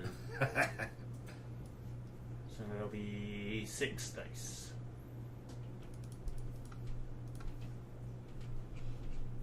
Two successes. So no.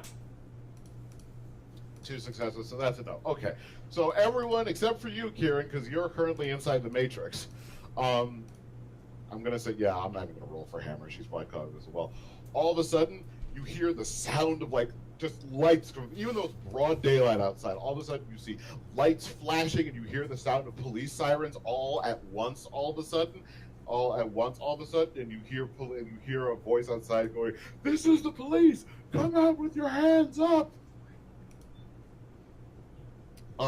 You all hear all of this. Everyone inside hears this, basically except for Kieran at this point. Everyone inside hears this. All of the gangers freeze and look outside, and as far as they can tell, that's exactly what they're seeing, with all this blanched look on their faces. I shouldn't have them say that. That's too ridiculous. The troll who is leading them looks at all of you. The troll who is leading them looks around and just goes, "Run!" And they all just start booking it out the door. Nice. Debating whether or not I wanted him to say, "Cheese it, it's the feds." That So would be yeah, pretty they good, all honestly. start running out the door. And that's why you play a mage. Yeah. Because sometimes people are dumb enough to fall for that shit. Well, apparently I Sometimes they are. did pretty well with that spell, so... I mean, that would be what you would expect to happen.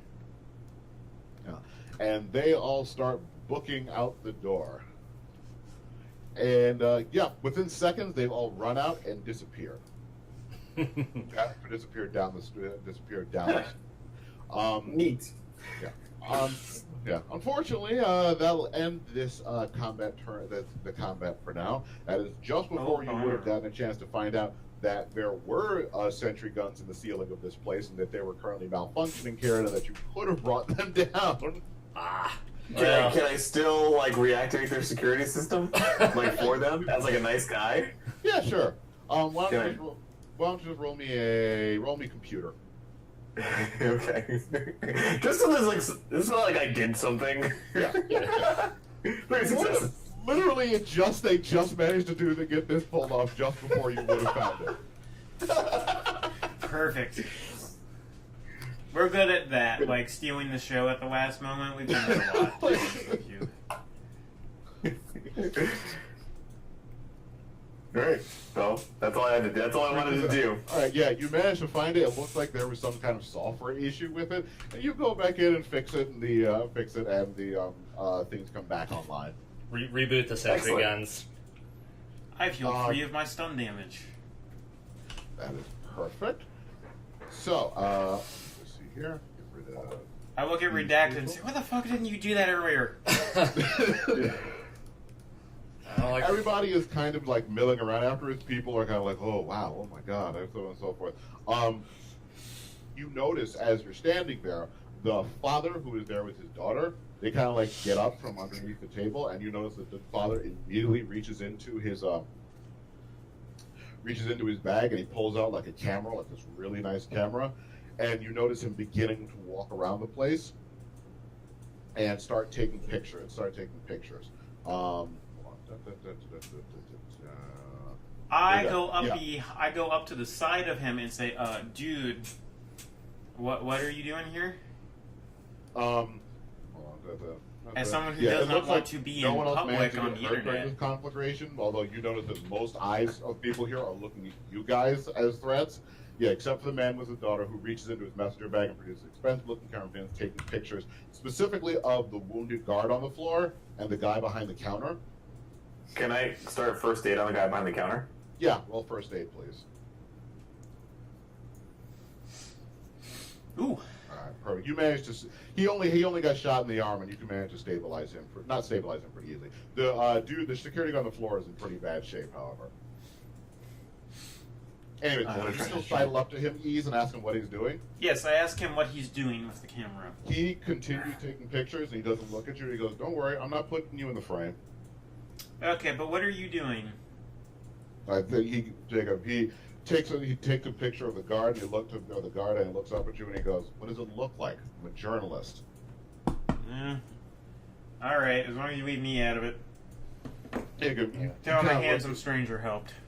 Yeah, he looks at you. He looks at you, and then looks at you, and then looks at you, redacted, and kind of glances behind the counter at you, 404, and he goes, 404, and he goes, "Listen, I know the rules." He goes, "Listen, I know the rules. I'm making sure to exclude you guys from the frame. I'm making sure to exclude you from the frame. Pretty handy work given the situation, though. Professionals, right?" Man, all right, just whatever. You seem to know how it goes. And then I say, but you need to move out of the way. My friend's gonna try and help this dude not die. Yeah. I didn't cut the tail end of that. What was that? My friend here needs to help make sure this dude doesn't die. Yeah. I'm trying to look at healing in the. Healing should be one of your spells. Check Right. Chummer. Well, yeah. I was just trying to look it up in the book real quick. -4 is the drain on it, and that's really all you need to know. Actually, Wow. Actually, this is -5. Really? yeah, that's at -5. Oh, you might have mentor. You might have mentor mask going, which would increase it to -5. Not that I know. Yeah, it's -5 for me as well. But in the book, it's -4. But we have an ability called mentor mask, which means all our spells take -1 drain, but our magic is more noticeable. Oh, So that's why. right. Okay. Because you both have mentor spirits. That's what that does. Yeah. Okay, so then actually... So, Phantasm should have been Force -1. Whatever. Okay, so heal. Yes. Range touch, I'm guessing that's what T means. Okay, so I'll Yes. kind of try and go over to the guard and see if I can help keep the poor slob from dying with a heal spell. No, just roll it. Okay. Punch it in real quick. 1 second.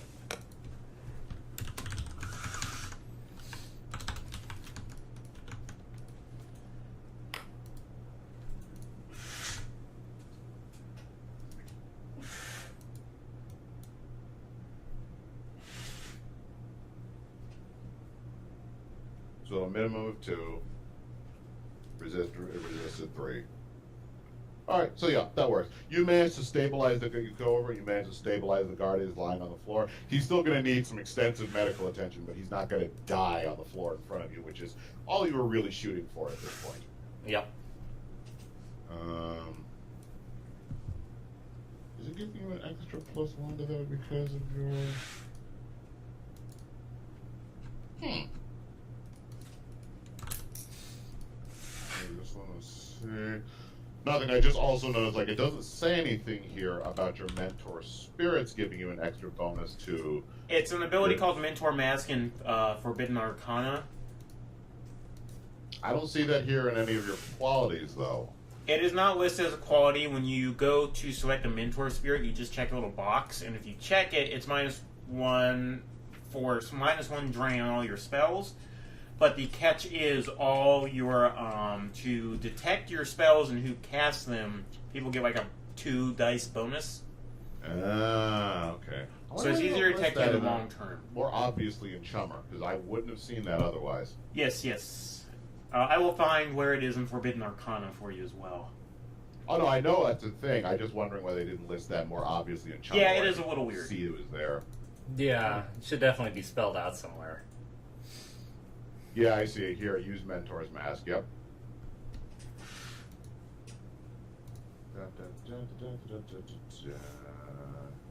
And then if I cast a spell, If I pick wheel. Okay, so the threshold for noticing them using magic is lowered by 3 to a minimum of 1. Gotcha. Because when you cast a spell, your mentor spirit's face comes over mine, so over yours. Oh, okay, and I do get one more power point as well for using Mentor Mask. That's why I have 7 power points total. The catch is the threshold for noticing the effect of me using adept powers is 6 minus 4 times total power point. There's a whole thing there we'll figure out, but yes, I do actually have 7 power points. Power points to use. Okay, alright. Basically, it makes it much easier for anybody to notice you guys make using magic. Yes. And Okay, like that that's includes after we've cast them by hours or whatever, so it's more easier to detect that we have used any magic at all and who did it. So we're more noticeable to magic cops who are trying to track us or something goofy. That sounds right. Alright, that's fine. Anyway, moving along. The photographer keeps... I'm gonna let the guy who I just brought you guys shotgun be like, they were down, but I got him back up for you. The human who's standing behind the counter kind of has like a shocked look on his face from all of this. Not, well, as you know, not super shocked. The look on his face is a lot more like, this again. Yeah, you definitely get the sense from looking at him and from having a quick conversation with you, get him back on his feet. This isn't the first time they've been robbed. It's just the first time he's been shot in the process. Did those things work last time? But then he looks up at him and he goes, I mean, those things were installed when this place got built, but that was like 5 years ago and no one's checked on them. Well, good thing. Well, the good thing you had a robbery, and now you got it fixed. Yeah. That'll be 20 new yen. That's cheap. No shit, man. He looks at you and he's like, I don't, like, only the manager has access to the safe, man. Let me talk to the manager. He again looks at you and he's like, Brad isn't in until like Saturday, man. Can you just, whatever. Don't get shot again. Yeah, he looks at you and says like, we can give you another free shake. Ah, yes, I'll take 2 free shakes then. They give you 2 free shakes. So I take my 2 free shakes, I'm gonna start drinking one, and walk over to the guys who were fighting the trolls and go, "Anyone want a free shake?" Yes, I say. And I hand him a free shake. I take a sip of it, and I realize it's garbage, and I set it down sadly. As I said, the photographer is finishing up taking up pictures, and as he finishes up taking pictures, and as he does, he turns to the 3 of you and extends his hand, and he goes, James Ramirez. I gotta say thank you to you guys. You kept me and my daughter safe. Yep. You see happy his to help. daughter kind of sidles up next to him as he's taking pictures. She's looking at all of you, not like wide-eyed or anything like that. She looking at you with like this careful, focused eyes. How old's this kid look? She looks to be maybe about 10 or 12. Okay. She's a tween. I'll use this just as a tween. If you knew the tweens he did, you would be. How's this guy look? Is he? Did you say he was pretty well dressed? No, he's not that well dressed. He's He's wearing a like reporter, a man. All right. Have you ever met a well-dressed reporter? Yeah, you ever met a well-dressed, super well-dressed journalist? He looks like this. Here we go. He looks like that. He's not. He looks a little bit like Rad. Yeah. I'm kind of just keeping a low profile a bit, and I'll just kind of, sort of be like, hey, it's always important to keep, that's what I'm looking for here. It's always important to keep the people of Oakland safe. Exactly. He looks at all of you and he goes, I assume all of you aren't just spending your time beating the shit out of low-level gangers then, right? Sometimes. I assume all of you aren't looking to spend all of your time beating the shit out of low-level gangers, right? I mean, it's fun whatever day this is. I was gonna say, I mean, maybe. I don't know. Why? He looks down and he takes like a couple more pictures of the bloodstains on the floor before he looks back up at you guys and he goes, well, I mean, listen, you kept me and my daughter safe, so I owe you guys. I figure if you are professionals, you're probably looking for work if you're hanging out in a place like this. I know some people. I can put you in touch with some different groups, although nothing too fancy. I take a big slurp and go, we ain't fancy. We ain't fancy. I look at him and say, I'm moderately fancy. And I look at him and say, no, you're not. I look back at him and I go, yeah. I want to be fancy. I'll build up to fancy. Yeah, I'll just say I could always use a buck. He goes, all right. He goes, listen. Listen. It's one way to get yourselves out. It's one way to get yourselves out here. Oh, excuse me. It's one way to get yourselves out. Known out here. He looks at you 404 and looks at you 404 and looks at Hammer and goes, anyways, I know you two aren't from out here, and you two don't sound like you're from out here either. I'm, you know, I've been around. Goddamn answer everywhere. Yeah, Timothy. I successfully cast illusion on him. No.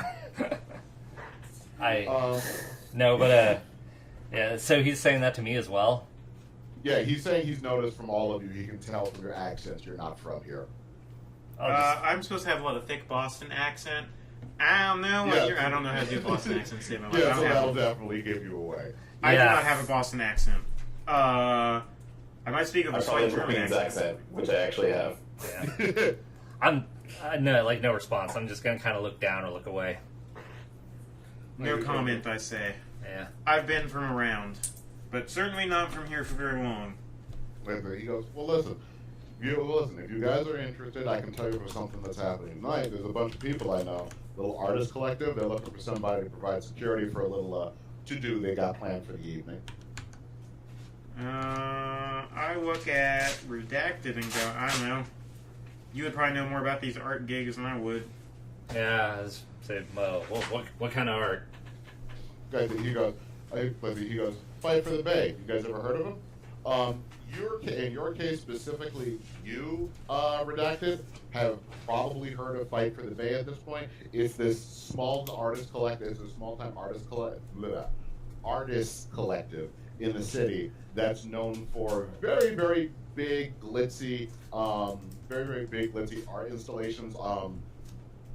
But all their art installations, they do like guerrilla art kind of stuff. Like it's very much in the vein of Banksy, but all their stuff that they do is they work in the magical realm and things like that. And that's all super duper anti-corporate. Okay. Well, that sounds like exactly up my alley. So, like, oh, yeah. And is it known to all of us or just him? I would say it's known to him first. Okay. Okay. I might recognize it as a thing. Yeah. So if he says, I'm like, say, oh, yeah, good group. Yeah, I'm not going to make you guys roll for it. Like, if you think your character would have come in any way familiar with the Oakland art scene, I mean, anti-corporatism. yeah, they might be familiar with that. Like, that's part of what their big MO is. Oh, yeah, so I think I'd be familiar with that. Yeah, like passively familiar. You don't know Yeah. that, but you've heard the name. I could just ask him who drew a horse. I'd be highly interested in meeting these artists. Yeah. So, Or- yeah, I'd definitely like that.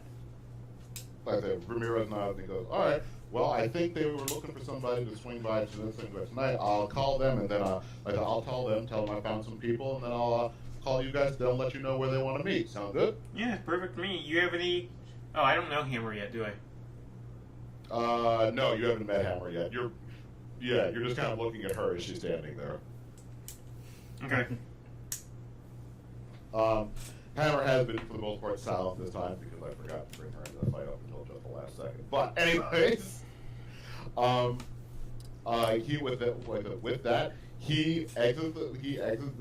exits the place. Although on the way out, he's really good. Although you guys should probably get out of here at some point. I mean, the police here aren't really going to be sticklers about it, but just in case. Yeah, all right. Probably right. All 10 right, for let's about get 10. Later on that evening, you get the call from Ramirez, and he tells you that the group Fight for the Bay is the name of the collective. Has agreed that they're looking for somebody to provide security, but they want to meet you guys first, get an idea of who they're going to be working with. And they say they want to meet you guys across the bay in San Francisco at a place called Marufuku Ramen. Okay. Mamafuku Ramen? Mm-hmm. I've actually heard of that. Yeah. This is a ramen place in San Francisco. They say they'll discuss all the stuff, all the details, pay, and everything like you guys once they actually meet you. Alright. So I guess they're contacting us all separately. No, what's it called? Ramirez tells all of you guys this. I'll say he calls each of you individually and tells you, Okay. show up at this point at this place. Okay. Hold on. Let me get this here. There we go. Okay, sorry, my blood sugar is crashing. I need to go get a bowl of cereal. Go for it. I shouldn't have just eaten those chocolate waffles, even if they were very good. I told you. Well, now I'm just gonna get more sugar. Yeah. I have to get more waffles, honestly. Here. Cycle repeats. It does. And and yeah, we're not. Okay. All right. Anyway, because we're not missing out too much, he'll be back in a second. You guys all individually make your way into San Francisco. As I said, the difference between the two cities is pretty stark. They have both seen significant investment since the war to liberate the Bay Area and then since the earthquake, but the difference is that San Francisco has seen so much more of it, while some areas of Oakland still look like bombed out war zones. As the BART train you're taking, the Bay Area Rapid Transit, BART is what it's kind of known as it takes you across the bay into San Francisco, you see, let's see, yeah, it's just much nicer on this side of the bay. Everything's much cleaner. The neighborhoods are nicer. There's not quite as many signs of urban decay hanging around. And although you are a little bit disappointed in that once you cross that river, it goes from being in a majority metahuman city to a majority human city. And you both know, you're probably going to stand out. You all know you're probably going to stand out a little bit more here. Just a little bit. Yeah, just a bit. You guys have had, after Donnie's, most of you had had enough of restaurants after a while, but as you arrive in Marufuku, which offers well-reviewed, genuine Japanese ramen, allegedly with real meat, just the idea of such a thing makes your stomachs growl. After the occupation, a lot of Japanese-owned businesses in San Francisco have faced a great deal of understandable anger from residents, but Marufuku seems to have weathered the storm with great food and a habit of employing locals, which made it less of a target. The place smells absolutely gorgeous when you enter, and your bellies, which are so used to soy-based paste with flavor droplets, immediately begin growling when the odor of real, genuine roasted pork hits your nostrils.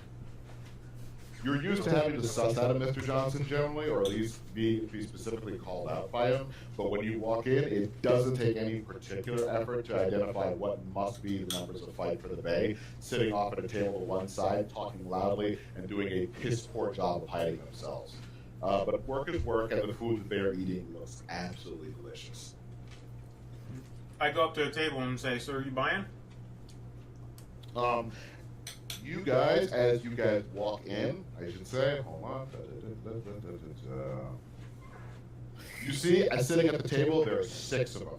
It's an elf, 2 dwarves, an orc, and then 2. Wow, I fucked that up already. That's what I get for not reading my notes closely enough. You see 4 of them sitting at the table. Yeah. An elf, 2 dwarves, and an orc. One of the dwarves, a male one, he's got this long braided beard, but his head's completely shaved. Stands up as you guys walk in. He seems to have caught you guys pretty obviously coming in here. And looking around at the people here, all of you stand out compared to most of the people who are around here. He immediately stands up and waves you guys over, gesturing to seats nearby. Hey, you're here! Have a seat, order something. You lead the strength. I would like the Momofuku ramen with pork belly. Alright, I'm not going to make you guys worry about paying for this one quite yet or anything like that. I will in the future, but not for this one. I order whatever. Poached egg. Yeah, Excellent. a for real poached egg. If you guys do order, like, the food here is for real. Here's the menu, everybody.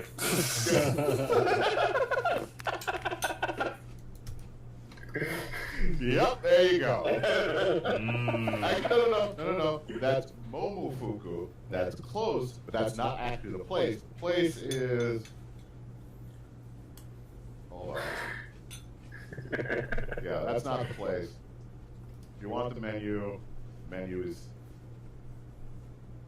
I The do menu can be appreciate. found at their website here. Here we go. I do appreciate that the first menu just has a listing for bang, which I'm sure means appetizer or something, in whatever language this noodle bar uses. But it is a little hilarious to me as a child. Yes, I think that's Vietnamese in that case. No, I Yeah. think it's Thai actually. Okay. So, anyways, if you guys do order, like, the food is for real here.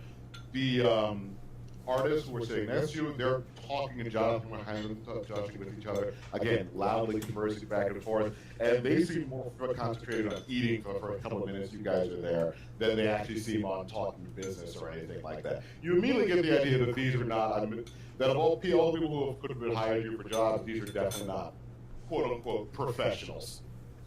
Do any of them look like they have shared plates in front of them, like dumplings or something like that? There is a plate of dumplings in the middle of the thing that they've got. They're like 3/4 gone. I don't even ask. I just go and take one. No one stops you. Yeah, no one stops you. Okay. After you guys have been sitting there for a minute, you're all just kind of eating and tucking into stuff. Finally, the Before they speak, I'm rolling judge intentions to see what kind of artists they are, how legit they seem, or if they're just posers who are, like, pretending to actually give a shit. I would say from what you read and heard about them, and from some of the they're pretty well known on the internet. The one thing that you do realize about this is that you realize that what you've got here is probably pretty special in that they are supposed to be in real life an anonymous collective. Excuse me, they are not real life, not real life, but anonymous collective. As far as most people know, they're an anonymous collective. They don't have names. They're just the group's name. No one knows the actual people. No one's seen the actual people. At least haven't been reported doing that. They've been seen, but they're always wearing disguises and costumes and stuff like that. You're actually looking at them already, which means that either A, they must really trust you, or they must really trust Ramirez who put them in charge of people who were good for it, or they're idiots. You're not sure which one of the two it is. Because it could go either way. Okay, that's what we'll say my judge intentions role was. So I get the feeling that these people are just idiots. That totally broke up on me. What'd you say? That's what I'm rolling judge intentions for then, I guess, are these people just idiots from what I can tell? Yeah, I still lost the last half of that. Are these what? I'm rolling judge intentions to determine if these people are just idiots. It keeps cutting out. It's not picking you up for some reason. Yeah. Hold on. Okay, try it again. That's what I'll say the judge intentions roll is for, to determine if these... Hold on, our mic's being weird. It's worked just fine up till now. It's picking me up just fine. Yeah, it's just losing like the last half of every single one of your sentences. Okay, so now I'm just going to keep talking. I'm going to see if there's a set time when it starts to cut off, but it doesn't seem to be. Okay. I'm rolling judge intentions to determine if I get feeling these people are just idiots. What the fuck? No, you don't get the sense that they're just idiots. You do get the sense that they're not the brightest people in the world, but they seem legit. For whatever legit means. Yeah, for whatever legit means for this. Okay. Like they don't seem to be idiots. They definitely don't. They seem to be earnest. If nothing else, they seem to be earnest about what they do. So you said that for their anti-corporate like art that they do, like their guerrilla art, they use magic, not tech. Yes, they use magic, not tech, for the stuff that they do. It's part of what's made them harder to track. Anyways, as they're sitting there, they introduce themselves. They introduce themselves. The elf goes by Vagabond. The dwarves go by Design, and the one that greeted you with the braided beard is Dynamic. and the orc is Vinci. Individually, they call themselves. All of you, roll me a perception check, please. Okay.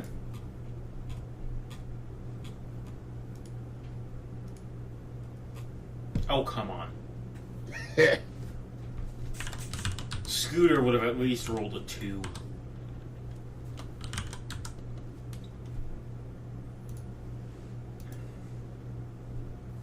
Oh, we never did roll for my can I get into a fight here thing. No. Oh God, yeah, we didn't do. Well, you didn't need to because you got into a fight before. For Coyote, let me see here. I mean, I guess if I'm just straight up forced into the fight, I'm forced into it. I don't know that Coyote's gonna make me resist that. I guess it's to start violence. Into a fight, that's good time. But head-on attack for the counter misdirection. No. That's not for you with Coyote's spirit. However, for Redacted, having Chaos as his spirit, that is harder for you. So, Redacted, why don't you roll me a willpower plus intuition test? Now, what is this for again? Basically, to see if I can resist jacking with people, I think. Yes, basically. Okay. Any situation deemed too quiet or stable by my discretion, you have to make a willpower plus intuition test, or else he has to stir the pot. Okay, question is hanging out with these idiots who are being loud and not really hiding themselves enough to warrant having to do this when they're already doing what he would?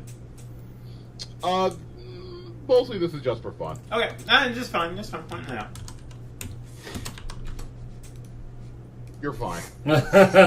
I am very composed right now. You just have to beat like a threshold of 3 on those, so as long as you get 3 or more, I think, you resist. Yeah. Which, all things considered, you're rolling 11 dice, which is great, but a threshold of 3 is actually not the easiest thing in the world. Yeah. No, it's like you can consistently beat it with your stats. Although I think it was supposed to be charisma to resist that, not intuition. No, it's willpower plus intuition here, it says. Okay, whatever, that's fine. Most of those are like charisma, though. Okay. For some reason, it's different with Chaos. Thank you. That's the word I was looking for. Anyways, as you guys are sitting and talking, and finally, after they're all finished eating and some of that, Dynamic turns to you guys. Like the two of you guys, as I said, they're pretty genial. Oh, those of you who got higher than a 3 on your perception check, you notice pretty easily at the table next to you guys are 2 people who are probably also members of Fight for the Bay and are doing a very bad. And they're doing a well, no, they're not doing a bad job of trying to blend in. The issue is that their tattoos are a dead giveaway that they're not just normal poor people. Yeah, it's like that, and so it. You're pretty sure they're probably like here just to make sure if things go sideways, but you know, it's just like it'll probably be fine. Here we go. Finally, after you guys are all sitting down eating and had a couple drinks and things like that, Dynamic turns to you guys and they goes, "Great. So Ramirez called me, told you guys you did kicked a bunch of ass at Donnie's this morning. That was great. You think you're willing to help out a group of artists do a little bit of fun and hijinks this evening?" Does Yes. it pay? I emphatically say where and when. He goes, well, he looks at his watch. It's about 6 o'clock. We're going to need you guys to be like that. 6 o'clock, and we're almost done eating. Tonight? About an hour? Where? He goes, like that. They all kind of look at each other and they go, yeah, right in South Park. South Park is a park in San Francisco that's about 5 or 6 blocks away from where AT&T Park is now, the baseball stadium in the stadium. It's really like it's right in San Francisco. Right God there. damn it. We've traded Lincoln Park for South Park, and I don't know which is worse.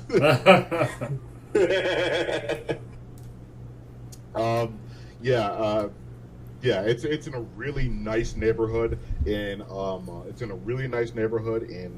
San Francisco called South of Market, and there's like a lot of tech and companies and stuff like that all around the park. It's a little urban park. Yeah, sounds like fun to me. What's the gig? Just he goes, like the Dynamic with you guys. Well, listen, we're looking to have a little bit of fun with whooshing. They just bought out with whooshing. I'm sure if you read the news, you just found out they bought out all the people. They bought out the Was it the Oakland International Airport I listed, or did they bought a? I think it's the Oakland International Airport. I'll check that later. But anyways, bought our Oakland International Airport. Airport did a bunch of union busting. Not that there's any unions these days we have anything to care about. So we thought we'd do a little something for workers' rights. Mess with them a little bit. They have a little headquarters there, and we thought we'd kind of make things interesting for them. The elf, who is this woman, she's got like this. She's got like this long hair, except she's literally got long hair, dyed green, except she's got a reverse mohawk carved into it. Mm-hmm. Looks at you guys. She goes, "We do art hallucinations." Nice. I look at her and I I just can kind of see go why like, Donnie has intrigued you. I'm going to be the skeptical one here and go, Mm-hmm. But anyway, Dynamic looks at all of you guys, and Dynamic looks at all you guys. So yeah, we just need some muscle for security to help us, get there and get back in one piece. We'll be back there in one piece. We get to South Park, we will put in our little art installation to life, our little protest thing, and make the park more interesting for the people and the whooshing employees who live nearby. What's the security like that you're worried that you need muscle? Megan, I keep like the Dynamic Shrugs. It's a nice neighborhood. You never know with these kind of things. We should be able to get there just fine and unbothered and not have any problems. But you always want a backup plan. Okay. You never know when the cops might show up. You nod. Exactly. They'll it's always always good show to up. have exactly, and none of us are really good with guns, so it's always good to have somebody who is on your by your side. I look at them and I say, do you need to be good with guns? You're a goddamn magic art collective. They all kind of look at each other, and they laugh, and they go, listen, Dynamic goes, listen, we're an art collective, but we don't get our hands dirty as people like you usually do. Okay. As I say that, I think to myself, that's how you stay anonymous. You have people do all the shitty work for you. Yeah. yes, that's Fuck you, Google. Honoring an American hero, my ass. Senator John McCain. Fuck you.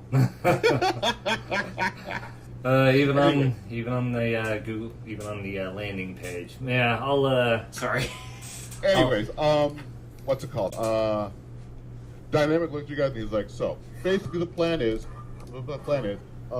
South Park's only a few blocks. AT&T Park in this world now is called Ming Solution Stadium. Got bought out, new corporate name. Anyways, the Giants have a game they're scheduled that night, and with the team's playing for the playoffs. So the neighborhood around will probably be packed. We ought to get there just before first pitch. For the first pitch, cops will be so busy doing crowd control and that kind of stuff, they probably won't even be looking around South Park. So we got a perfect window. All right. Does this gig pay?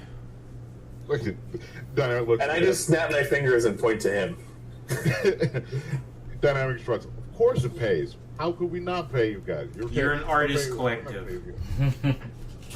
He goes, we're an artist collective, but we get a lot of donations. We know the thing. He looks at all of you and he goes, what is there? The four of you?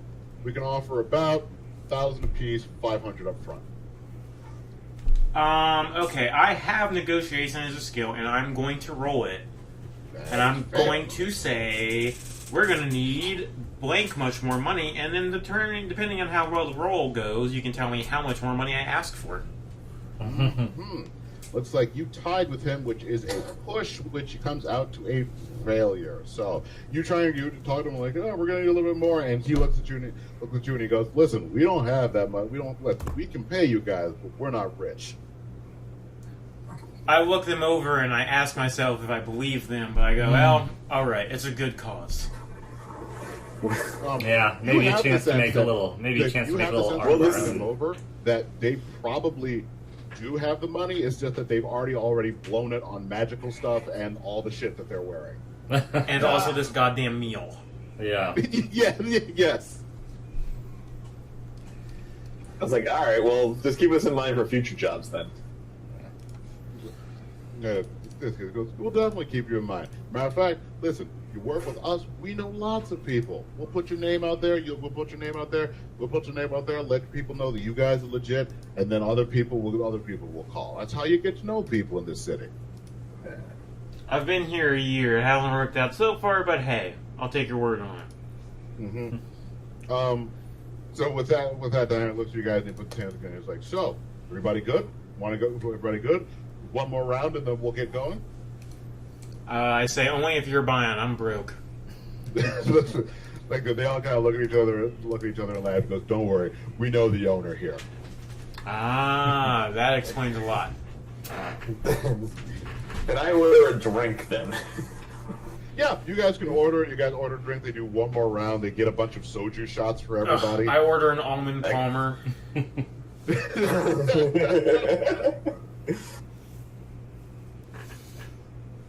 They all have gotten to be. They all get to. They're not drunk, but they're all definitely like feeling pretty good as they all get up. As the appropriate time comes, you all get up. Haven't quite reached the buying Rock Band 4 DLC part of the drunken night. And make your way over. Make your way down Mission Avenue in San Francisco towards the 16th Street and Mission BART station for Bay Area Rapid Transit, as I said. All right. As you guys are headed towards, Dynamic has looked at all you guys and goes, so basically, plan is what we're going to do. We're going to go down. We're not going to get on the train because we're not going to get on the train. We get on the train, we have to go through security checkpoints. We go through one security checkpoint at the beginning, and then we can make our way into some of the old service tunnels that they haven't been using. From there, we walk about 2 miles, takes us over to the station we need to get to. We pop out, and nobody knows better. I go, all right. Sounds like a plan. All right. So it's one security check. Can you say that one more time? You basically have to get through one security checkpoint at the turnstiles. And then from there, he says he's going to take you guys through a bunch of old abandoned tunnels to get you guys to where you need to go. 2 miles of abandoned tunnels. Yes. That's a lot of walking. Yeah. Are you thinking about bringing your scooter? Is that what you're thinking about?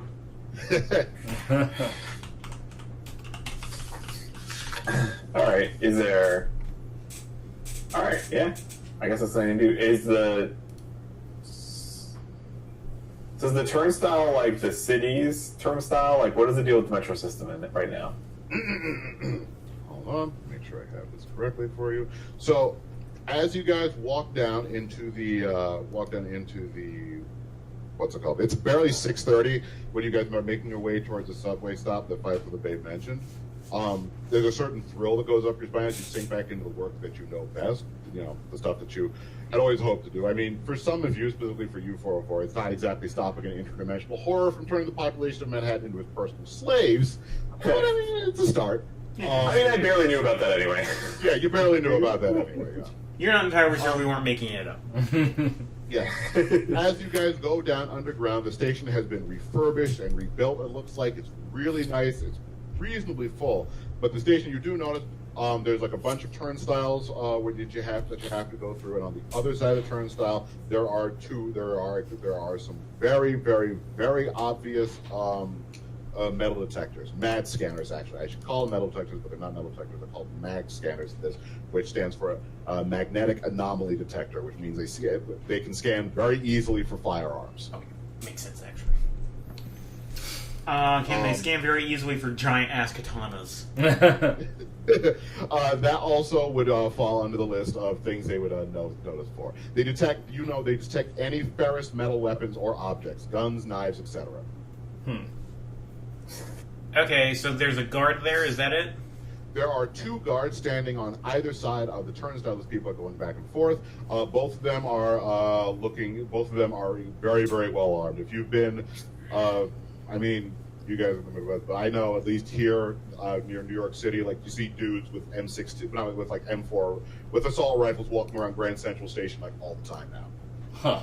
Yeah. Are these people guards or just dudes? No, I know. These are security I guards know. in the city. Remember, this is the San Francisco Police Department. I know, but the joke is you have to ask now. Okay. Ooh.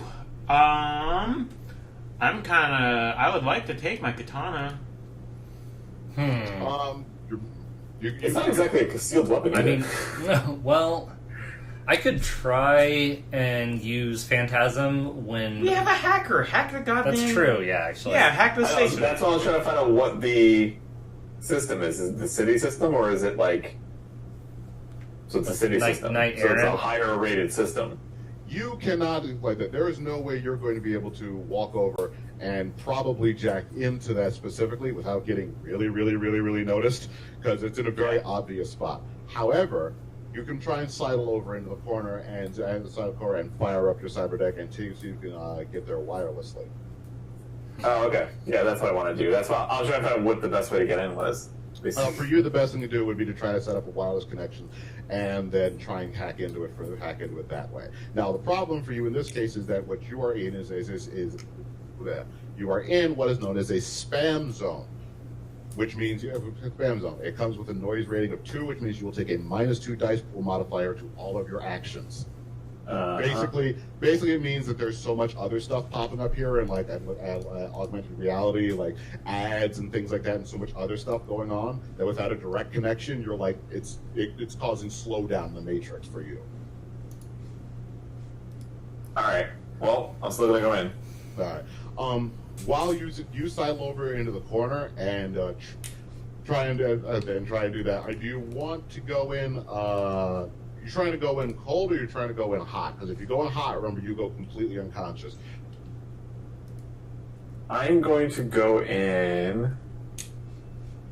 I'm gonna go in cold. Okay. So you at least can have some concept of the world around you while you're doing it. Yeah. All right. While he's doing that, what are the rest of you doing? Just kind of scoping the area out. So it's basically just like a choke point type deal. There's just lines for people to get admitted through security. No, it's not really like lines. It's hard to describe if you haven't ever been on the subway before. You just kind of pile into the train, don't you? Well, no. Usually there's like a line of turnstiles that you have to go through. You would swipe your card, and then from there you can just walk straight onto the train. So basically, it's like, I don't know if you were going to basically there's like this big line of turnstiles that people are swiping through, where they have like BART cards and things like that they swipe a card through, takes money off the card, they go through it. They go through it, they get checked by the detector, they walk straight onto the train, the guards are watching everybody as they're doing this. But it's not like a turnstile where there's somebody like literally checking all your stuff. Right, okay. Just as soon as we walk through this with any weapons, alarms are going to go off. That's the deal. Might go off. There's a chance they might not. Okay. I'm going to do some hacking too. Let's see. There is a chance they might not, and just because they do doesn't necessarily mean you guys are screwed. Yeah. I was gonna say, did I actually get a chance to swing back by my place and grab a weapon or anything? Yeah, absolutely. Okay. You guys have had time to swing back by every place and bring whatever you wanted to bring with you. Okay. Well, the only thing I was actually going to grab weapons-wise was basically my stun gun, which is a... Hold on. A Defiance EX Shocker. Mm-hmm. And some plastic knuckles. And that's all Plastic knuckles you won't have any trouble with. And the Defiance Shocker, God, I don't even see availability listing rating here for it, so... Legal to carry, so you won't have to worry about that. It's completely legal. Okay, cool. Well, in that case, I can just saunter on through whenever we're ready to go. Yep. I can't. So I'm just kind of hanging around, looking like I'm talking to people. Yeah, katana, less legal. Anyway, significantly less legal. As you're getting ready to walk through the turnstiles redacted,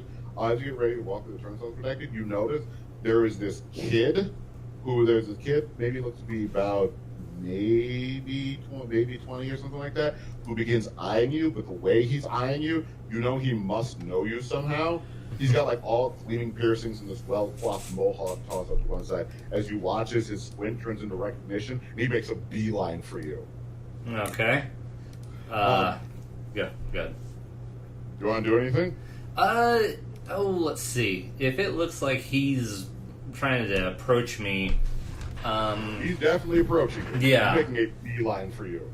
okay. I'll just kind of try and get out of the way, so I'm not blocking people trying to get through the turnstile. Just kind of see what he's all about. Mhm. I mean, does he look like he'd know me from a show or something? What's that? Well, as he comes up to you, the words kind of rush out of his mouth. All is one. He just goes with, "Oh my God, it was you! I thought your last show was so amazing. I got so drunk every live autograph." Okay. So yeah, fan, huh?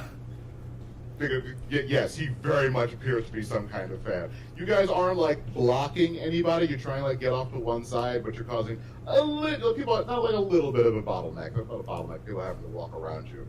Not that this kid seems to have noticed in the slightest. Yeah. Okay, let's see. Let me think here. I want to say, well, you know, all the real fans know that I don't do autographs, but maybe I could make an exception. He looks overjoyed at this. He's like, "Oh, I'm so sorry. I didn't mean, but you're so cool. Oh my God." Oh, do you have your bass on you or your guitar on you? No, I haven't figured that out yet. I need to actually figure that out. Maybe I should probably just be carrying it with me. I'll have to think about that for a second. Okay. Yeah, if you want, I would say for you to get the karmic bonus from Yeah. that, from it being something after, you should be carrying it with you more often than not. Okay, you know what, then it's slung across my Yeah. back. Then. Like, if it's super obvious that thing would probably just get wrecked, then probably not. Yeah. You know what? Yeah, it's one thing if you guys are like trying to disguise yourself as something that you're not. Actually, no, I think that's the fun of it because if you can't bring it, you take a minus for you get a penalty for something because you're like, oh, I don't have my special thing. Yeah. Okay, so yeah, it'll just be across my back. Let's see.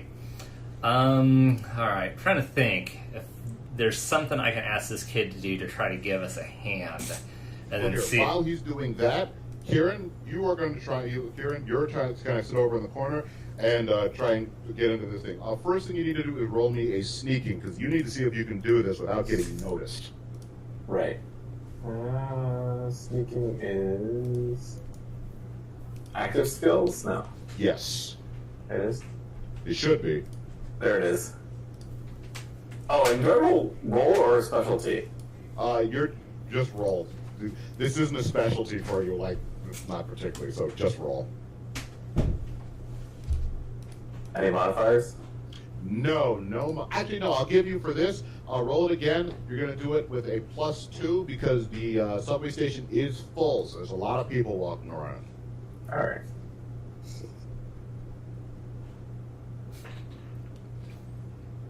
Two successes. Not great. But they didn't roll as well. You kind of sidle off to one side next to this ticket machine, and between the ticket machine and the service door, where there's just enough space there's enough space that you can stand here and not look suspicious, but also put like a good number of people between you and the guards, which is what you were looking for. And from there, you can manage to kind of get yourself settled in and log in and hop on Matrix. From your position, you can see the icon on the Matrix for the turnstiles. You don't see one for the mad scanners themselves. The turnstiles have an icon, which probably means that in that case that the turnstiles are linked to something else. So you're gonna have to go in through the turnstiles and get to like the host from there. Okay. So the first thing you should do in that case is roll me. Well, how do you want to get in? You need to get a mark on the turnstile to try and get into them. So you want to do a hack on the fly, or do you want to do it brute force? I would advise hack on the fly in this circumstance. Yeah, hack on the fly is always my go-to, to tell you the truth. Yeah. Yeah, hack on the fly, and I just need one mark, or I need 2 marks? You're going to need 1 mark in this case, one mark on the first, just to get a mark on the turnstile. So just to get in, just only need 1 to get in. And no modifiers for this. Oh, -2 because of the noise? Oh, sorry, yes, -2 because of the noise. Thank you. 4. Ooh, you are good. All right. You managed to put your mark. You should probably, while you're here, not while you're here, excuse me, between now and the next session, you should probably come up with an idea just for like building out your character and stuff like that, what your Matrix avatar looks like. It looks like a mini SD card. The mark looks like a mini SD card. Okay, all right. So the mark, you put like the mark of this little mini SD card appears on the turnstile, and from there you can manage to get access. You can manage to get access to the system. You're going to roll me a matrix perception check next. But while you're doing that, I'm going to go back to you, Redacted. This kid's still like gushing over you and all this kind of stuff. Like he's doing that thing. Is it still -2? Yes, all your rolls are going to be a -2 unless I say otherwise. All right. But yeah, Redacted, this kid's gushing over. He's like, I can't believe it. I saw this and da-da-da-da, and I did this and that and so on and so forth. And I saw, oh my god. He's doing that thing. I'm just going to kind of like jab the kid with my elbow a little bit and lean in and be like, hey man, that's awesome. I appreciate the enthusiasm, but actually I'm trying to put on another show like almost right now, but I could really use a hand. Do you think you could help me out? You get that autograph if you do. The one you already promised him? He looks like, oh, absolutely. Roll me a con. Okay. It's not going to be hard. Just roll me a con. Alright, 1 second. I mean, I'm not exactly lying. We're getting ready to go put on a show. Yeah, you're not exactly lying. But you know what you're doing.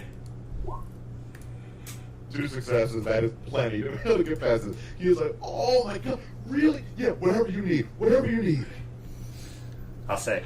Alright, we need some tools for the show, and I don't think security's going to want to let them through. You got any idea how I might be able to get some, some show supplies through here? He goes, what do you need? Like amps? You need like a trade? Like what were we looking for? I can make some calls. I know some people. My friend's I a don't know sword anybody who can dancer. trade, but I can ask. So actually, some of the people that are doing this with me are just on the other side of the turnstile, and this is going to be sort of a audio and visual performance. So one of the guys performs with a sword. I don't know what hammer and 404 are carrying, but I'm just gonna be like, look, dude, it's going to be a bit more of an extreme show. They need to get their weapons in, all right? Like, straight up. And then he kind of looks at you with his look on his face and says,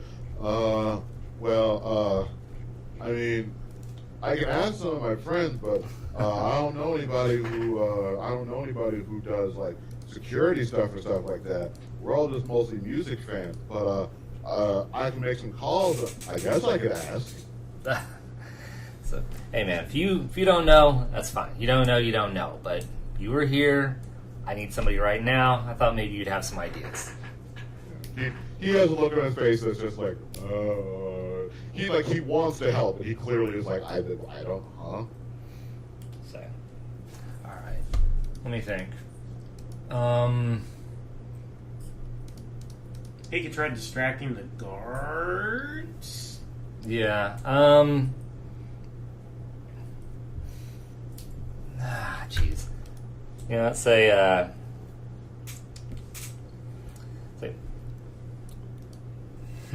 Say, you know what? Never mind, dude. Just, where are we going again? We're going to what stadium? South Park. Or yeah, South Park. Yeah. Yeah. I'll just tell him that. You know what, man? Never mind. But if you want to see what's going on, be in South Park in, what is it, half an hour? Something like that. About 45 minutes, probably. Yeah. Be in South Park in a little while. You'll probably see me there. He was like, okay, gorilla show in South Park. I'm gonna let everybody know. Yeah. He runs out. Kieran. This will be interesting. You might have fucked up there, but around. You take a look around. Seems like the sort of thing Dennis would like. True. And you do manage to find. Hold on, let me make sure I have this here. You do find the device control for the anomaly detector, the magnetic, for the MAD scanner. That's what I should say. You're going to need to get 3 marks on it first. Okay. I can do this one at a time. I don't need to do this all at once. Yeah, you are not in a position where you need. This is not a combat situation, and nothing's gone real bad wrong yet. So you can take your time trying to do this. Of course, it could go wrong, but nothing has gone wrong so far. All right. Yeah, I'm gonna still do hack on the fly, and I'm not gonna do anything over the usual. Mm-hmm. I guess in the meantime, I'm gonna go ahead and 4. just, well, while I'm waiting for them to try and get through, I'm just gonna go ahead and lean up against the wall, pull out my guitar, and just kind of start noodling on it. You do that and just kind of start noodling around. You get a couple looks from people and things like that. But a couple looks from people and things like that. But it looks like nobody's paying a whole bunch of attention or anything like that. The guards kind of give you like a look and another one, but Here you go. kind of give you one look and one more. But you notice, you're just standing there noodling around, right? Mm-hmm. But you don't have a hat out in front of you. You're not actually busking yet. No. Nope. Then they leave you alone for now. Okay. And put the case in front of you, see if they don't give you money. I almost did that at the airport. Just pulled out my harmonica, put the hat on the ground. Wouldn't have been the worst idea in the world. Oh, Let's see here. bought myself a pretzel with that money, damn it. I just want to make sure I have this correct. Okie dokie. All right. You got 4, Kieran? Yes. All right. With this, you find the icon, you get 1 mark on it. Roll again to see if you can get a second. Excellent.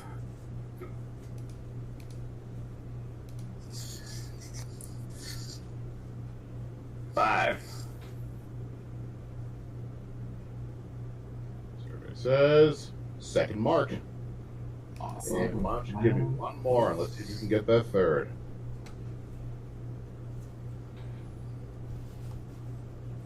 Please don't go the way that the live game went. Yeah, that one went all No. the direction. Let's see how you did here. And I got 1. Oh boy. Ooh, it got 3. Uh-oh. Okay, here's the good news. So now here's the news and good news for how this works. It knows something's going wrong. It knows somebody who is not supposed to be there is attempting to do something, but it does not know where you are yet. Okay. That's the good news. Like it knows, but it doesn't know where you are. It hasn't found you yet. Got it. I'll make sure I have this correct.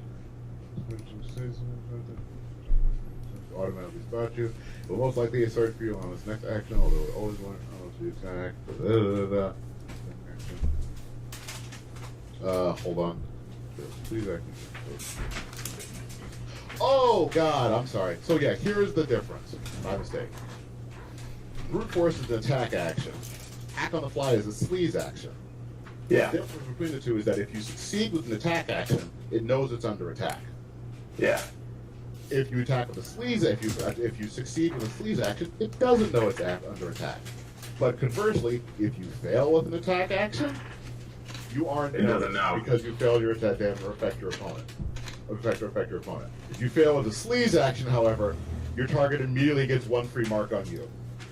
Oh, That means shit. it spots you right away with the whole owner alerting and IC launching. Got it. So, that was a failure for you, which means it just spotted you. Now, you have several different options this time. You can either A, continue trying to do that, or because while it has spotted you in the Matrix and knows you're not supposed to be there, it hasn't like found where you are in real life or start attacking you yet. So you could just switch out and disconnect. Can I erase Mark? What's that? Can you erase the mark? Let's see, placed on your persona by another icon. Yeah, you can. But you Oh no, I need 3 marks on the icon which you were trying to erase. You need to get 3 marks on it before you can erase that mark and put on you. Shit. Fuck it, I'm gonna hack on the fly one more time. Alright, you need 1 more. Give it a shot. Don't forget you can use Edge. Huh? Don't forget you can use Edge to re-roll. Yeah, I didn't get a chance to say that before he said that they already got me. Oh, I if you thought want you to go cheated. back, no. For this session, if you want to go back and use your edge on that hack on the fly skill the first time around where you got caught, we can do that. Oh, okay. And use Yeah, your I would edge like. on that hack on the fly skill. God. I thought we had to like say it like fast enough or something like that. No. So- Yeah, we're kind of loose about it. Like, as long as you Yeah. do it before it's all been decided. Yeah. There might be times So- when we're a little more hard about it, but, for the most part. Like, in a session or two, I'll probably be harder about it, but for now, I'm not going to be hard about it. So what do I have to do in order to get that done? Alright, so the first time you rolled it, when you rolled that 1, you could make, let's see, you only rolled 1 success, so that means you can roll 12 dice, so roll 12d6. 12d6. Yeah. And I think I typed the mission right. Yep. 7 successes. And the limit is 7, so you would have gotten all the way up to 7, so the reroll means you're fine, you get a third mark on the thing. Oh, okay. And 1 edge mark down. Yes. And make just a note when you're entering in on your character sheet. Hold on. Here's what's easiest to remember. So when you're looking at your character sheet under your attributes, you have the edge of 2, so you should have 2 of these little boxes checked. Straight from Oh, okay. Yeah. Guess And I'll then- check it. Yeah, and then uncheck 1 once you've used it. That means those refresh unless you burn an edge point. And I should always make clear of this whenever I'm talking about it, just so everybody knows. Using an edge point just means using one for all the little things. Burning an edge point means like if you had 3 edge, now you have 2. That's all you've got. It's gone. Right. But the burn it edge, you keep rolling the dice. That's one of the things you could do. There are different ways you can use it. I wouldn't worry about it right now. Yeah. There's no way in hell this Yeah. is worth burning edge Yeah. over. Yeah, there's no, Alright, there's yeah, no way. so anyway, so I got the third mark. So now I'm in the third mark. Okay. Yeah, you got your third mark, and you haven't been detected, so you're fine. All right. Now, what you can do is try and control the mad detectors. What you're going to do is roll control device. Alright. Do I want to control or want to crash? Crashing it. I mean, you could crash it. You could crash the program, but crash program. That wouldn't necessarily crash the device. Control device is definitely probably what you want to look for here, as that'll allow you to get everybody through without anybody noticing what they're carrying. Got it. Okay. 2, Submit. 3 hits. 3 hits. All right. Let's see how this does in response. It hasn't done well so far. This is supposed to be a pretty good thing too. This host has a device rating of 6, which is pretty solid. Yeah. Right, here we go.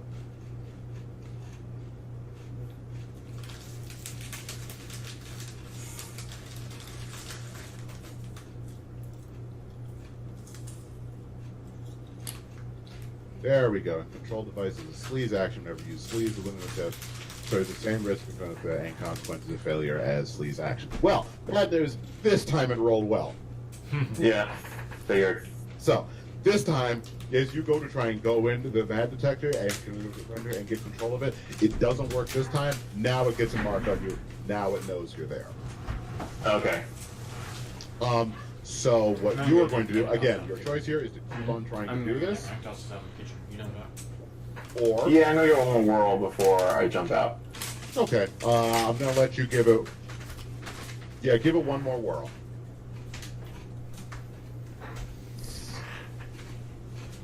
Ugh. Only 3. Survey says that'll do it. You have just enough. You have just enough to be able to do that, and it isn't spawning any icy at the moment. It is going to spawn. Hold on. Going to spawn probe icy first, which means that it's going to try and find you. And for you to deal with that, the thing you need to do is roll me your intuition plus your firewall rating. Intuition plus firewall. Okay. Intuition is 5. Plus firewall is 4, so 9. You're trying to get to 5. They got 5 successes. Oh joy. Here's hoping. No! 4. All right, that means it gets the second mark on you. It hasn't gotten the third yet, which is good, but like, this thing definitely knows you're there and knows you're there. Now, what I'm going to have you do is, if you want to get out of this, you need to switch your interface mode to go from virtual reality, even cold sim, back to augmented reality. You can't just jump out. You can't just jump out, or else you take dump shock. Unless you want to do that, I wouldn't advise it. Test. Oh no, it's a data process action. You lose unit bonus. Link lock. You can only do this for yourself. So yeah, if you want to actually know, if you want to just get out, this is the point where you can just get out. But I already have control of it, right? Yes, you have control of it. That you can basically not for a couple seconds. You can be like, everyone just get through the thing. Basically, yeah, that's what I want people to do. I want people to get through the thing. Yeah. Do they know to get through the thing? I'm assuming you tell everyone, like, either vocally or at this point, I'm assuming you all exchange comlink numbers. Like, I wouldn't go through now. Go through now. Okay. Okay. I go through. Anyone go through? Everybody hops through. You quickly switch from VR to the VR to AR. Walk quickly through the thing without trying to be. Actually, all of you roll me. Composure. Yeah, roll me composure check. You were trying to walk through without seeming suspicious. Composure. Where's composure? It is next to your attributes. It is under like your initiative scores. There it is. Sorry, I see it. And no worries, these character sheets are a nightmare to navigate when you don't know how. 2. 2? I'm not a charismatic person. That's all right. Hammer only got 2 as well. And Redacted, roll me your composure, please. I mean, I'm already on the other side, if you recall. But Oh yeah, I forgot. You're already on the other side. You're fine. And then let's see how the rest of these. Well, they're not bringing any weapons, so all the other magicians, members of Fight for the Bay, have already passed through as well. So they're all good. I will say, let's see here, 2 and 2. Hold on. Oh, this is going to be interesting. Okay, Kieran, you and Hammer both start making your way through. Hammer has a -1 because of a wound penalty. That's not right. Oh, so we've taken off our wounds, actually? I don't know for sure. Yeah. Take off any wounds that you have, just in case. And I took off Hammer's wound penalty and she did worse. That's amazing. Well, great charisma. As you guys go through, you hear from behind you one of the guards going, "Hey!" like that. As you hear that, the Fight for the Bay people turn and look at you and Hammer and just gesture like, "Let's go!" Are they trying to flag me down too? I didn't hear it. All right. You guys just kind of keep what you want to start running, or just start walking at that same measured pace. Am I involved in this? Have I gotten through this You're game? seeing this. Specifically, they're looking at Hammer and 404. I just keep walking. I don't know either of them that well. Sorry. That is entirely fine. I'm role-playing this one. You're screwed. Let's see here. What I want... At a slightly increased pace. What I would like you to do for me... what do I want you to roll here? For Like, not running, but almost speed walking. Yeah, no. That you and Hammer are both doing this the best you can. I'm going to have the both of you roll me your agility, because you're trying to get through the crowd and trying to follow up with everybody. Just a straight agility? Yep, just a straight agility test.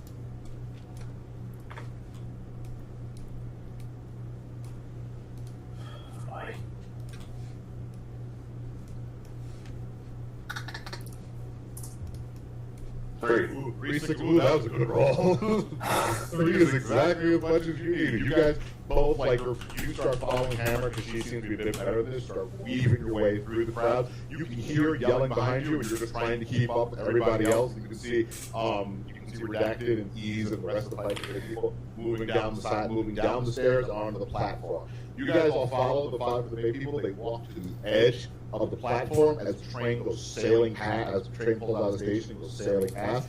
And you can see they're moving towards this tiny little, what what's it called? Service area on the like past the edge of the subway platform that runs down the side of the tunnel. You find yourself staring at how incredibly little clearance there is between the edge of the platform and the train.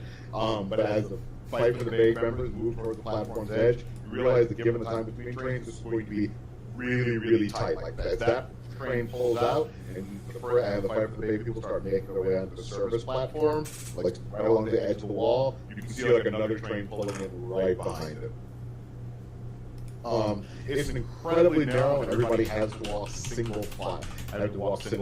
And now you are trying to make time to do this quickly, which increases the difficulty of this a bit. So, the 5 of the Bay members go first. They start edging their way down this thing. I'm going to say the 4 of them go first. Of the 3 of you, the 3 of you, who goes first after them? I will go first after them because I'm the melee dude. All right. You follow up after them. You start edging your way along the wall of this thing. As you do, this next train pulls out, whooshes past you. You can feel the air buffet you as you're standing on the thing. Roll me a gymnastics check, please. Yes, I will. I'm not good at it, but I will do it. And my agility's high. I roll 6 dice. Ooh. Woof. Bonk. All right, it wasn't a glitch. All right. Ooh, boy, for that, no, because that would be a glitch. You kind of start moving as the train starts moving past you. There's something you balance a bit. You kind of stick yourself to the wall just because you're just trying to keep your balance. Behind you is redacted. Redacted. You see this, and you have a pretty good sense at this point that even if the police weren't looking for you, you know they're looking for Hammer and 404 now. You know they're coming down looking for all of you, and that if he's stuck, all of you are going to get screwed because they're definitely going to ask, why were they all walking on the service platform when they're clearly not supposed to be here? Can I like try and reach over and give him a hand, pull him? He's not in danger of falling off. He's like stuck in position. He's trying to keep his balance. Okay. Can you steady him? Yeah, you can do that. Okay. Yeah, just try and lend a hand however I can to try and get him to be able to move back into here. All right. Why don't you roll me in that case? Roll me a strength check. This will be good. Do you mean roll strength check? Yeah, just strength. Critical success. Nice. That's great. So as you see him trying to move, you put your arm in front of him, like push him back onto the wall. You manage to get your balance, against you, and you're slowly swinging your way down the wall. Not for you, Ease, just for him. As you get Hammer and 404, you guys are following up. Hammer goes first. Let's see how she does. She has roll her gymnastics. Am I allowed to go before Hammer? You can go before her if you want to get in front of her. Yeah, I'd rather go first and let her be behind me. Alright, you and Redacted both roll me gymnastics checks. Okay. Oh, fuck. So I'm using the lift level as base? Oh no, there's a set. Okay, never mind. Stupid question. Any penalty or anything? No. This is definitely enough as is. Do you have gymnastics? Yeah, you do have gymnastics skill. All right. Yeah, I have 1 point in it. Okay. Man, this is working out slowly. This is great.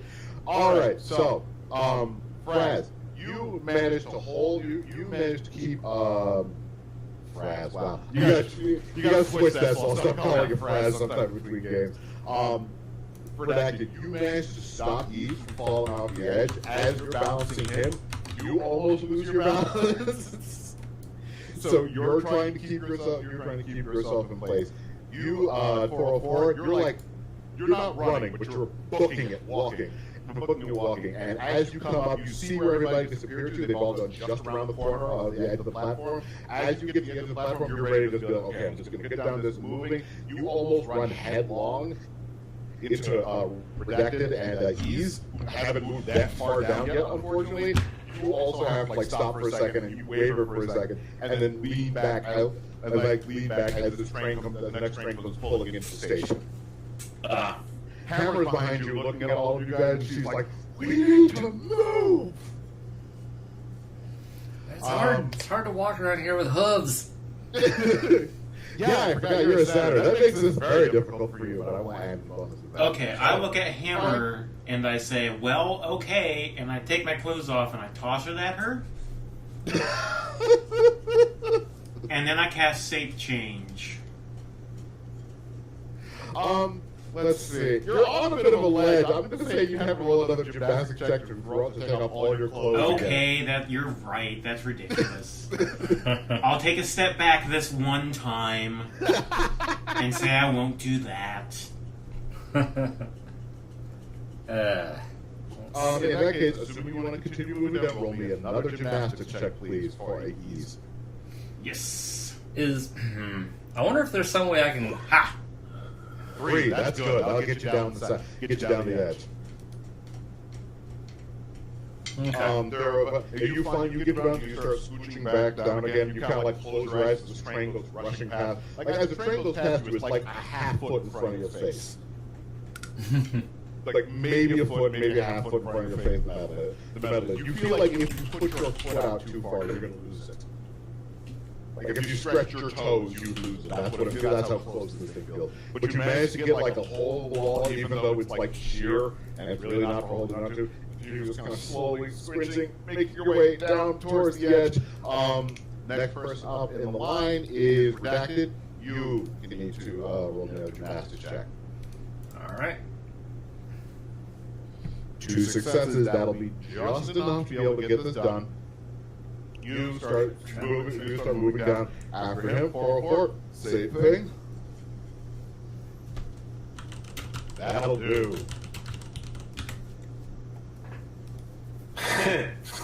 This is why I told you to make sure you Hammer's take making gymnastics. good space behind you. She's having no trouble with this. She's behind you for like she's trying not to nudge you. You can see the way she's looking at you. She's like, let's get this going.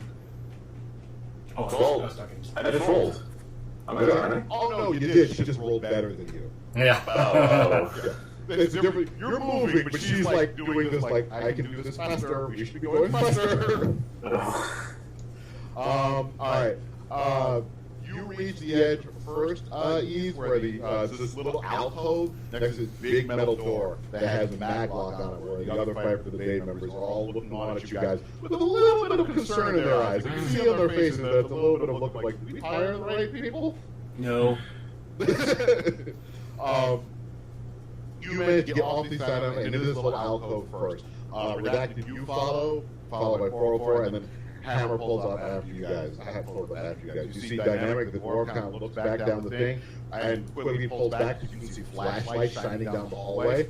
Tells you shining down the edge. Looks like the police have just gotten to that edge there. You guys, Dynamic. So we can't go back this way. Okay. Never look back, man. All right. The other dwarf walks up to the big metal door and pulls out a key card he has on a lanyard underneath his shirt. Swipes it. You see the thing, the light on the door goes red, green. This big metal door, and it pulls open with like this sound, and like this wave of like old stale air hits you in the face as it opens. And nothing wrong with some stale air. Yeah. What's it look like in there? Big and empty. Big and empty. Ooh. And I like they this all, place. And the Fight for the Day members like all usher you guys through. Like, okay, let's go. We go. I know. So I'm just gonna peer around and say, man, I'd like to have a show here. The walk, for the most part, you're very, very happy to see. The walk is, for the most part, pleasant and completely nice. Not a whole lot going on. There's not a whole lot going on. These tunnels are empty and it's echoing and things like that. And yeah, you do notice as you're going down there, Redacted, you're like, man, this would be an amazing place to have a show. Like the acoustics here sound amazing. So wait, hold on. I just noticed time. How much longer do we want to go? We'll be done at 9 o'clock. So 15 minutes. Okay. Yeah, about 15 minutes. Just check. Yeah, we'll definitely be done by then. Anyways, so they're kind of looking around. Like the Fight for the Bay members are kind of looking around. They're talking. They're like with you guys, but not really with you guys. They're kind of leading the way. They have a couple flashlights out and they're shining around and moving down the thing. Moving down the thing. Walk takes about 30 minutes. Not about. Walk takes about 40 minutes or so. And as they promised, you guys do pop out at this train station. It's at night. It's southern. At the night, it's in southern. Southern San Francisco is the phrase I'm looking for. Although I don't think that's exactly the phrase I'm looking for. Bear with me here. Anyway, and you guys pop out into the night streets. They're mostly full of people where you guys are, because you can see from where you're standing. You can look over and you can see the game, like from not too far away. Excuse me, you can see the stadium from not too far away. The lights of it easily. As you guys do come out, the Fight for the Bay members all reach into these bags that they're carrying and pull out these like little makeup jars or something like that. But as they all open it up, they all begin to smear this metallic bluish liquid, metallic fluid paste on their foreheads, and then they walk over to each of you and smear a little bit of it on your foreheads as well. Dynamic, as he's doing this, looks at you guys and he's like, "We'll keep you guys safe. You're gonna need this." Okay. Is that really? Wow, that's too big. Okay. I had no idea. Anyways, picture I wanted to use is too big. I don't feel like resizing it for now, so we're just going to go use this for now. That's perfect. Actually, no, I know where we're going to go for this. Anyway, you guys make your way down through the South Park, which, as I said, is this beautiful little urban park in the middle of the area. And true to their word, most of the cops you can see appear to be working security around the place. There seem to be a few people here that are in and around the area. It's only like 7 o'clock or so, but don't seem to be a whole lot. Not a lot of people are paying a whole lot of attention. Although you do get a couple looks. Not a couple looks, although you do suspect that's less because of the makeup, less because of how you guys look clothing-wise, because people haven't seen a whole lot of satyrs or Onis around this area. Yeah, you know. They all make their way to Fight for the Bay members, make their way to the center of this center of the thing, and you see them setting up not like a bonfire, like a little like circle with just like the agents and a couple things like that. You see them all surrounding, getting quiet. Before they do that, what's it called? Dynamic goes up to you, Redacted, and just goes, "Listen, we just need like 15 minutes so we can pull off this ritual. We just need you guys to run interference until then, keep everybody away from us until this actually happens, okay?" All right. Okay. Yeah, so they go back and you see them, they're standing in like, there's only 4 of them, so they're standing, not in a circle, but like, 4 points on a compass or something like that, around this thing. You see them all close their eyes and begin like mumbling under their breath very, very quietly. No one appears to be paying attention for the most part. People seem to be relatively not really looking or anything like that. This lasts for about 5 good minutes, and you're all just kind of standing around looking at nothing. Excuse me, just kind of standing around them. Where would you guys like to position yourselves? I'm probably keeping a lookout. I'm probably not really staring at them. I've seen enough magical shit in my time. Yeah, there's kind of trees around where we're at. Mm-hmm. Probably just kind of lean up against a tree, like sort of at a right angle to them, so I can just kind of look at them and look away, look at them and look away. Keep an eye in both directions. Probably somewhat far away from them, like 10, 15 feet, like I'm not right on top of them. Okay, perfect. As you're doing same, because I'm not going to be fist fighting with anybody from the others. Yeah. As you're doing that, Redacted, all of anybody who's looking near them notices that like not neon green. It's like it's a frisbee, but it's actually got like lights on it, so you can see it and play at night. Comes sailing through the air. It lands like right on the ground near one of them, not in the middle of them. Lands right on the ground near one of them. And chasing after it is this like strapping-looking young human kid, kind of jogging towards it. You see him waving and just going, "Oh hey, sorry, but sorry, my bad." I'll grab it for you. And then I go grab their frisbee and toss it to him. Good choice. Good choice. You kind of just get over like well before he gets kind of close. You pick up the frisbee off the ground and just kind of chuck it back toward chuck it back towards them. Yep. Hold on. Let's see how well I do it. 2 successes. That's probably not gymnastics, but I don't have throwing weapons, so. All of you roll me perception checks, please. Okay. Your perception is like 9. And you still only got 2 successes? Just call me Scooter. Alright, thankfully all you needed was 1, because this is easy. All of you begin to look around, all of you as you're standing there begin to notice, especially if you're leaning up against the tree, you begin to notice the trees beginning to sway and wave from side to side, as if there's like a wind is caught up, but it wasn't windy when you left tonight. Wasn't windy at all today, and if you look around, you notice that it's just the trees in this immediate area, not some of the other trees in the park. More of concern, however, is that you're beginning to notice that like the magical energy that these people must be putting out is beginning to become more noticeable to anyone paying attention. Like it's beginning to become actually visible to regular people. As you're doing that, there's like an old woman who's walking like her tiny little dog down through the park, and you do see her like looking over at this and kind of squinting, and she kind of like with a look on her face of like, what's this? Is she anywhere near me? I'll say she's like maybe about 20 feet away from you. Okay. I don't know if she can see me then, because she'll be so far away. I was just gonna kind of look in her general direction and like bare my teeth and hiss at her, in an effort to just sort of scare her away. And I have Intimidate in here somewhere. Let me find it. There it is. Yeah, okay. It's not bad intimidate. It's like, get out of here, old woman.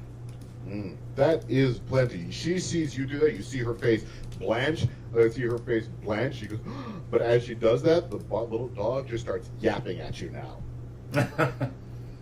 Like it just starts loudly yapping at you now. She doesn't seem to have remembered to hold on to the leash. So as you do that, it starts yapping. She lets go of the leash and it starts running at you. It's like a little dog. Jeez. Can I throw up a small barrier for it to run into? Oh, hey, look, dog sound effects. We're gonna mute ourselves for a second. Yeah, sure. Okay. Let's see. It's a pretty short dog, so I just need one that's fairly short but pretty wide, right? Like 2 feet tall, but like 8 feet across or something. Just a force one. I would say good. just cast it. We don't need to Okay. do math on this one. All right. Just cast it like force 1 or whatever. That's true. I just want to make sure something really ridiculous didn't happen, but I guess you don't really glitch spells like that. Nah. No, you can't. You could glitch the spell. That's the only cast. Okay.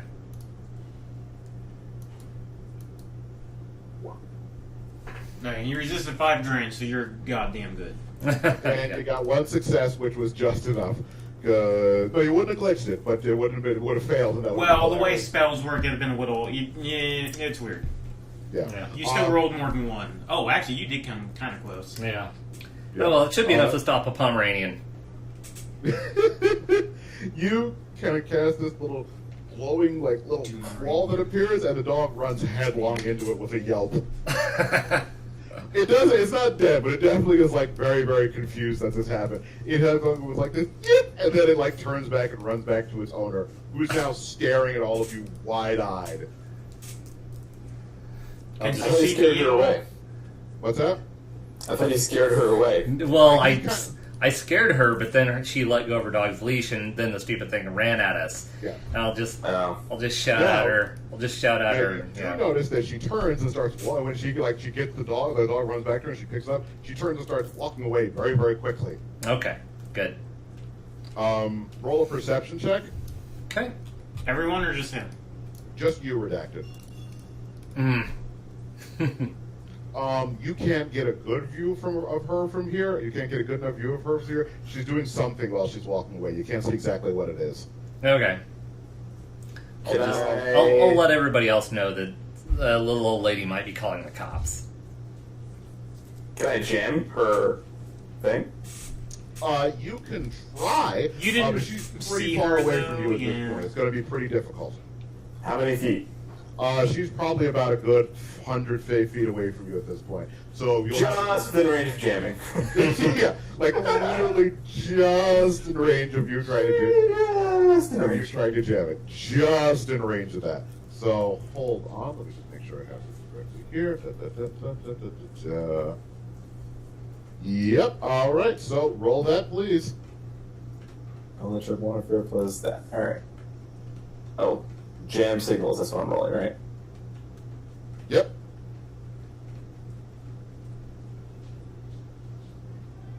Five successes. All right. Here's the good news. You managed to jam the managed to jam.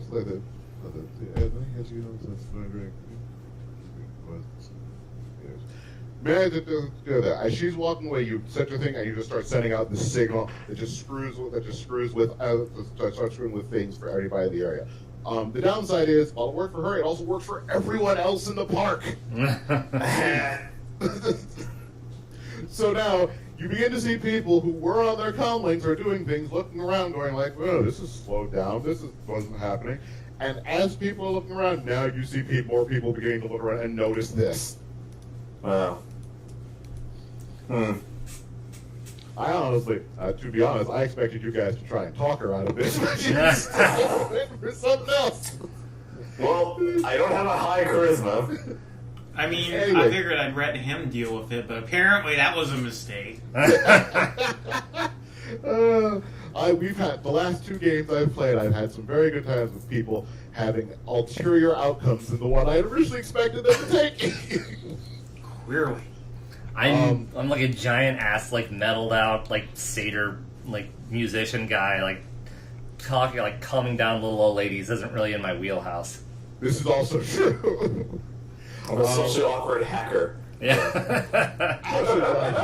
Actually, what I should have done is I should have made you, instead of at the place, I should have made you roll your chaos thing while you were sitting there and waiting to see if you didn't fuck this up just because of your mentor spirit. That's what I should have done. I may have You done did it that anyways. Yeah, I may have done that anyway. Yeah, you may have. Your mentor spirit was like, no, he's got this. Yeah. I don't need to intervene. He's got this. I He's don't got need to this. interfere.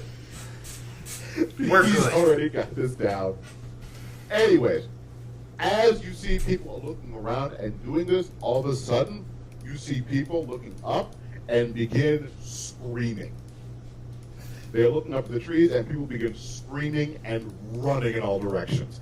As they begin screaming and running, you notice the Fight for the Bay people kind of come out of their trance, and you see them kind of looking around, looking at each other. You see them like trying to hold laughter and stuff like that. Sorry, what was that last bit? Yeah, was that last couple words? Oh yeah.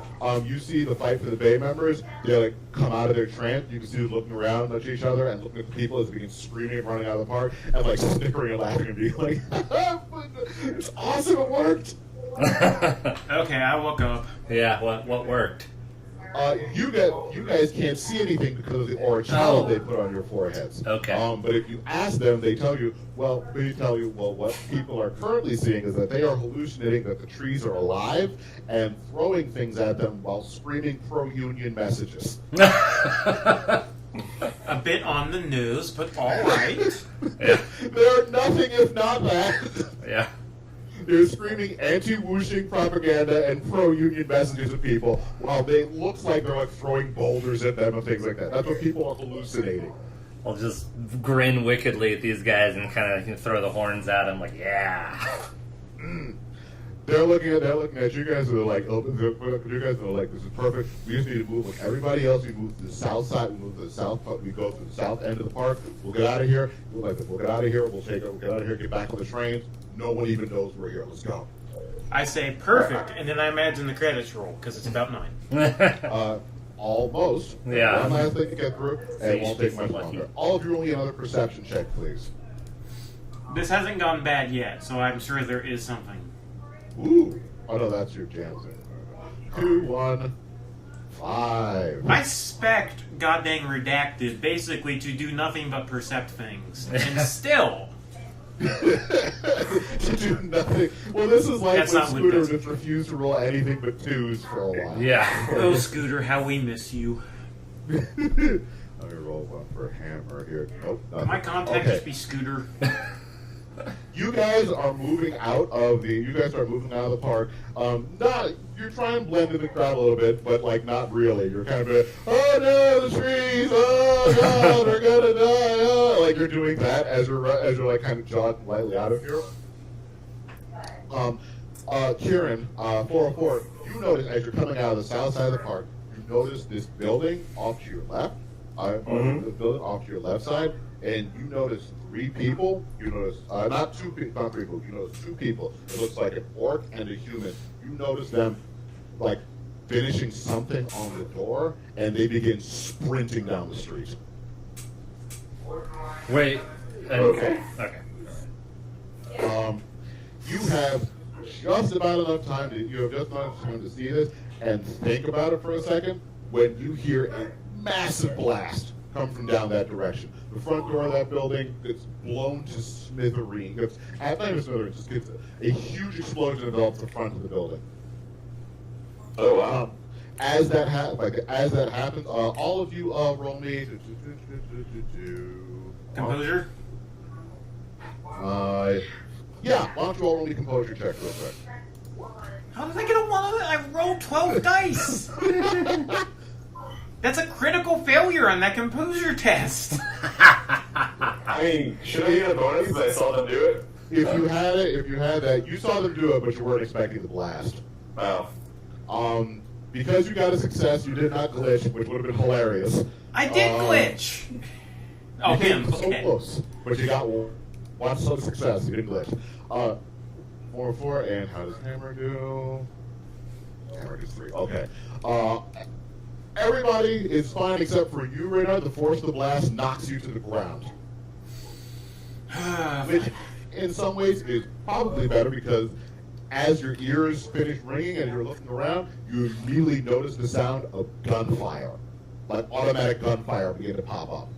It seems to be coming down the street from where the explosion comes from. You have no idea what's going on. The fight for the Bay people look like they have gone from what's going on to they look like they've gone from being in control to everything's gone out of control.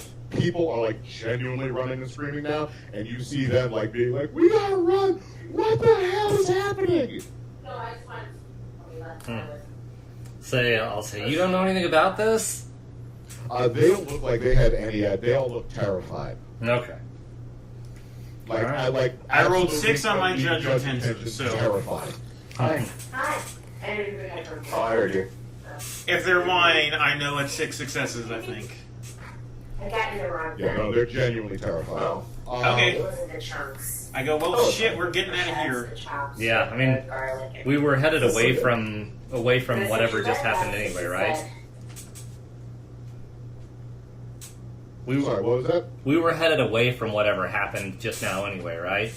Yeah, you guys are headed away from whatever happens. I assume that you guys don't decide to investigate this, decide to follow the large crowds and start running away from all of this. Yeah, I mean, I assume there's probably some smoke and debris and stuff Hold from the on. explosion. Should you have to roll against chaos to not immediately go get yourself involved in trouble? Mm. That's a GM's discretion thing. Oh no, chaos is only for situations that are too calm. This is not too calm. Chaos is fine with this. Yeah, this is good Cool. stuff. Okay, cool. Okay, up to you then. No, I mean, I'd like to kind of try and look and see if I can see any of the actors in this scenario, but between the explosion, dust, and the crowd and everything I doubt I will. But I'm going to kind of try and look over and see if I can see anyone who's shooting or see what might be going on. Roll me a perception check real quick. A little better. Alright, you can see muzzle flashes coming from way down the road, but you can't make out who's shooting them. It's too far. Okay. So, Alright. yeah, you do begin to see the police force begin to adjust, and they start moving in, but you're not exactly sure what was happening, not exactly sure what's going on. You guys start moving with the crowd, make your way towards the subway, you got out of here, that's what we'll end it for tonight. Alright. Alright. Cool. Here we are. It's early. There we go. Yeah, so that's where we'll end this for tonight. All right. All right, works for me. All right. I will get some planning done for next time, but I think, well, we'll see. Turnaround time for the next one should be pretty decent. We can pull DL in pretty easily after this one. But we'll see how things go. Yep. Yeah, sounds good. All right. In and out, just the way I like it. All right. I will say for us, it might vary, but next week it won't work. We got that D&D game. We don't want to schedule 2 games in a row if we can avoid it. That's okay. So, Like I said, I'll send out the email, and we're trying to figure out about the real life game coming up next, but that's becoming time sensitive as well. So we'll yeah, find but I something figure out. we know specifically about next weekend, so bring it up before we forget. Oh no, the turnaround time won't be next weekend. The turnaround time would be at best in 2 weeks. Okay, 2 weeks of That'd be certain. best case scenario. All right. Cool. Right. All right, sounds awesome. So unless anybody has any questions, comments, concerns, Kieran, you do have karma coming your way. As I said, I will email you. I need to go back to the emails and remember exactly how much, and I'll let you know exactly how much your character is picked up. All right. Awesome. All right, cool. All right. Well, in that case, as long as everybody had a good time, I will catch all of you. Nope, I later. demand a refund. No, Oh, God. that was good. It was a nice little reintroduction. The sort of like just like a little bit on the edge, waiting for shit to go bad, and the park was pretty good. Yeah, I ended up part of tonight's adventure actually did end up getting cut. I'll end up repurposing it for sometime later. I won't tell you what it is specifically because I'm going to repurpose it for sometime later. Yeah. But yeah, for the most part, everything went pretty much as I expected it to. I guess if I have And, one piece of feedback, it's have you considered adding 5 more people and doing this weekly? I don't know how that person does it. I have no She idea. has started to walk it back a little bit. Yeah. Yeah, She I split would it into imagine groups at some now. point. Yep. Because just the idea of doing that gives me highs, I swear to God. It's not a great idea. Yeah. Yeah. This one, well, I'll tell you guys for everything that I'm planning, like I said, is that this one was mostly just about getting back in the range of getting back used to things, dealing with some of the new mechanics that we're working with, especially with combat and stuff like that. And then, you know, Oh, I know what we should do. I'm going to look up that martial art I have, and we'll just kind of run through a scenario where we use that real quick. Does that sound okay? oh God, yeah, that sounds fine. I'll go and stop the recording now. Bye, 'cause- everyone. Yeah. Bye, everyone. Yeah.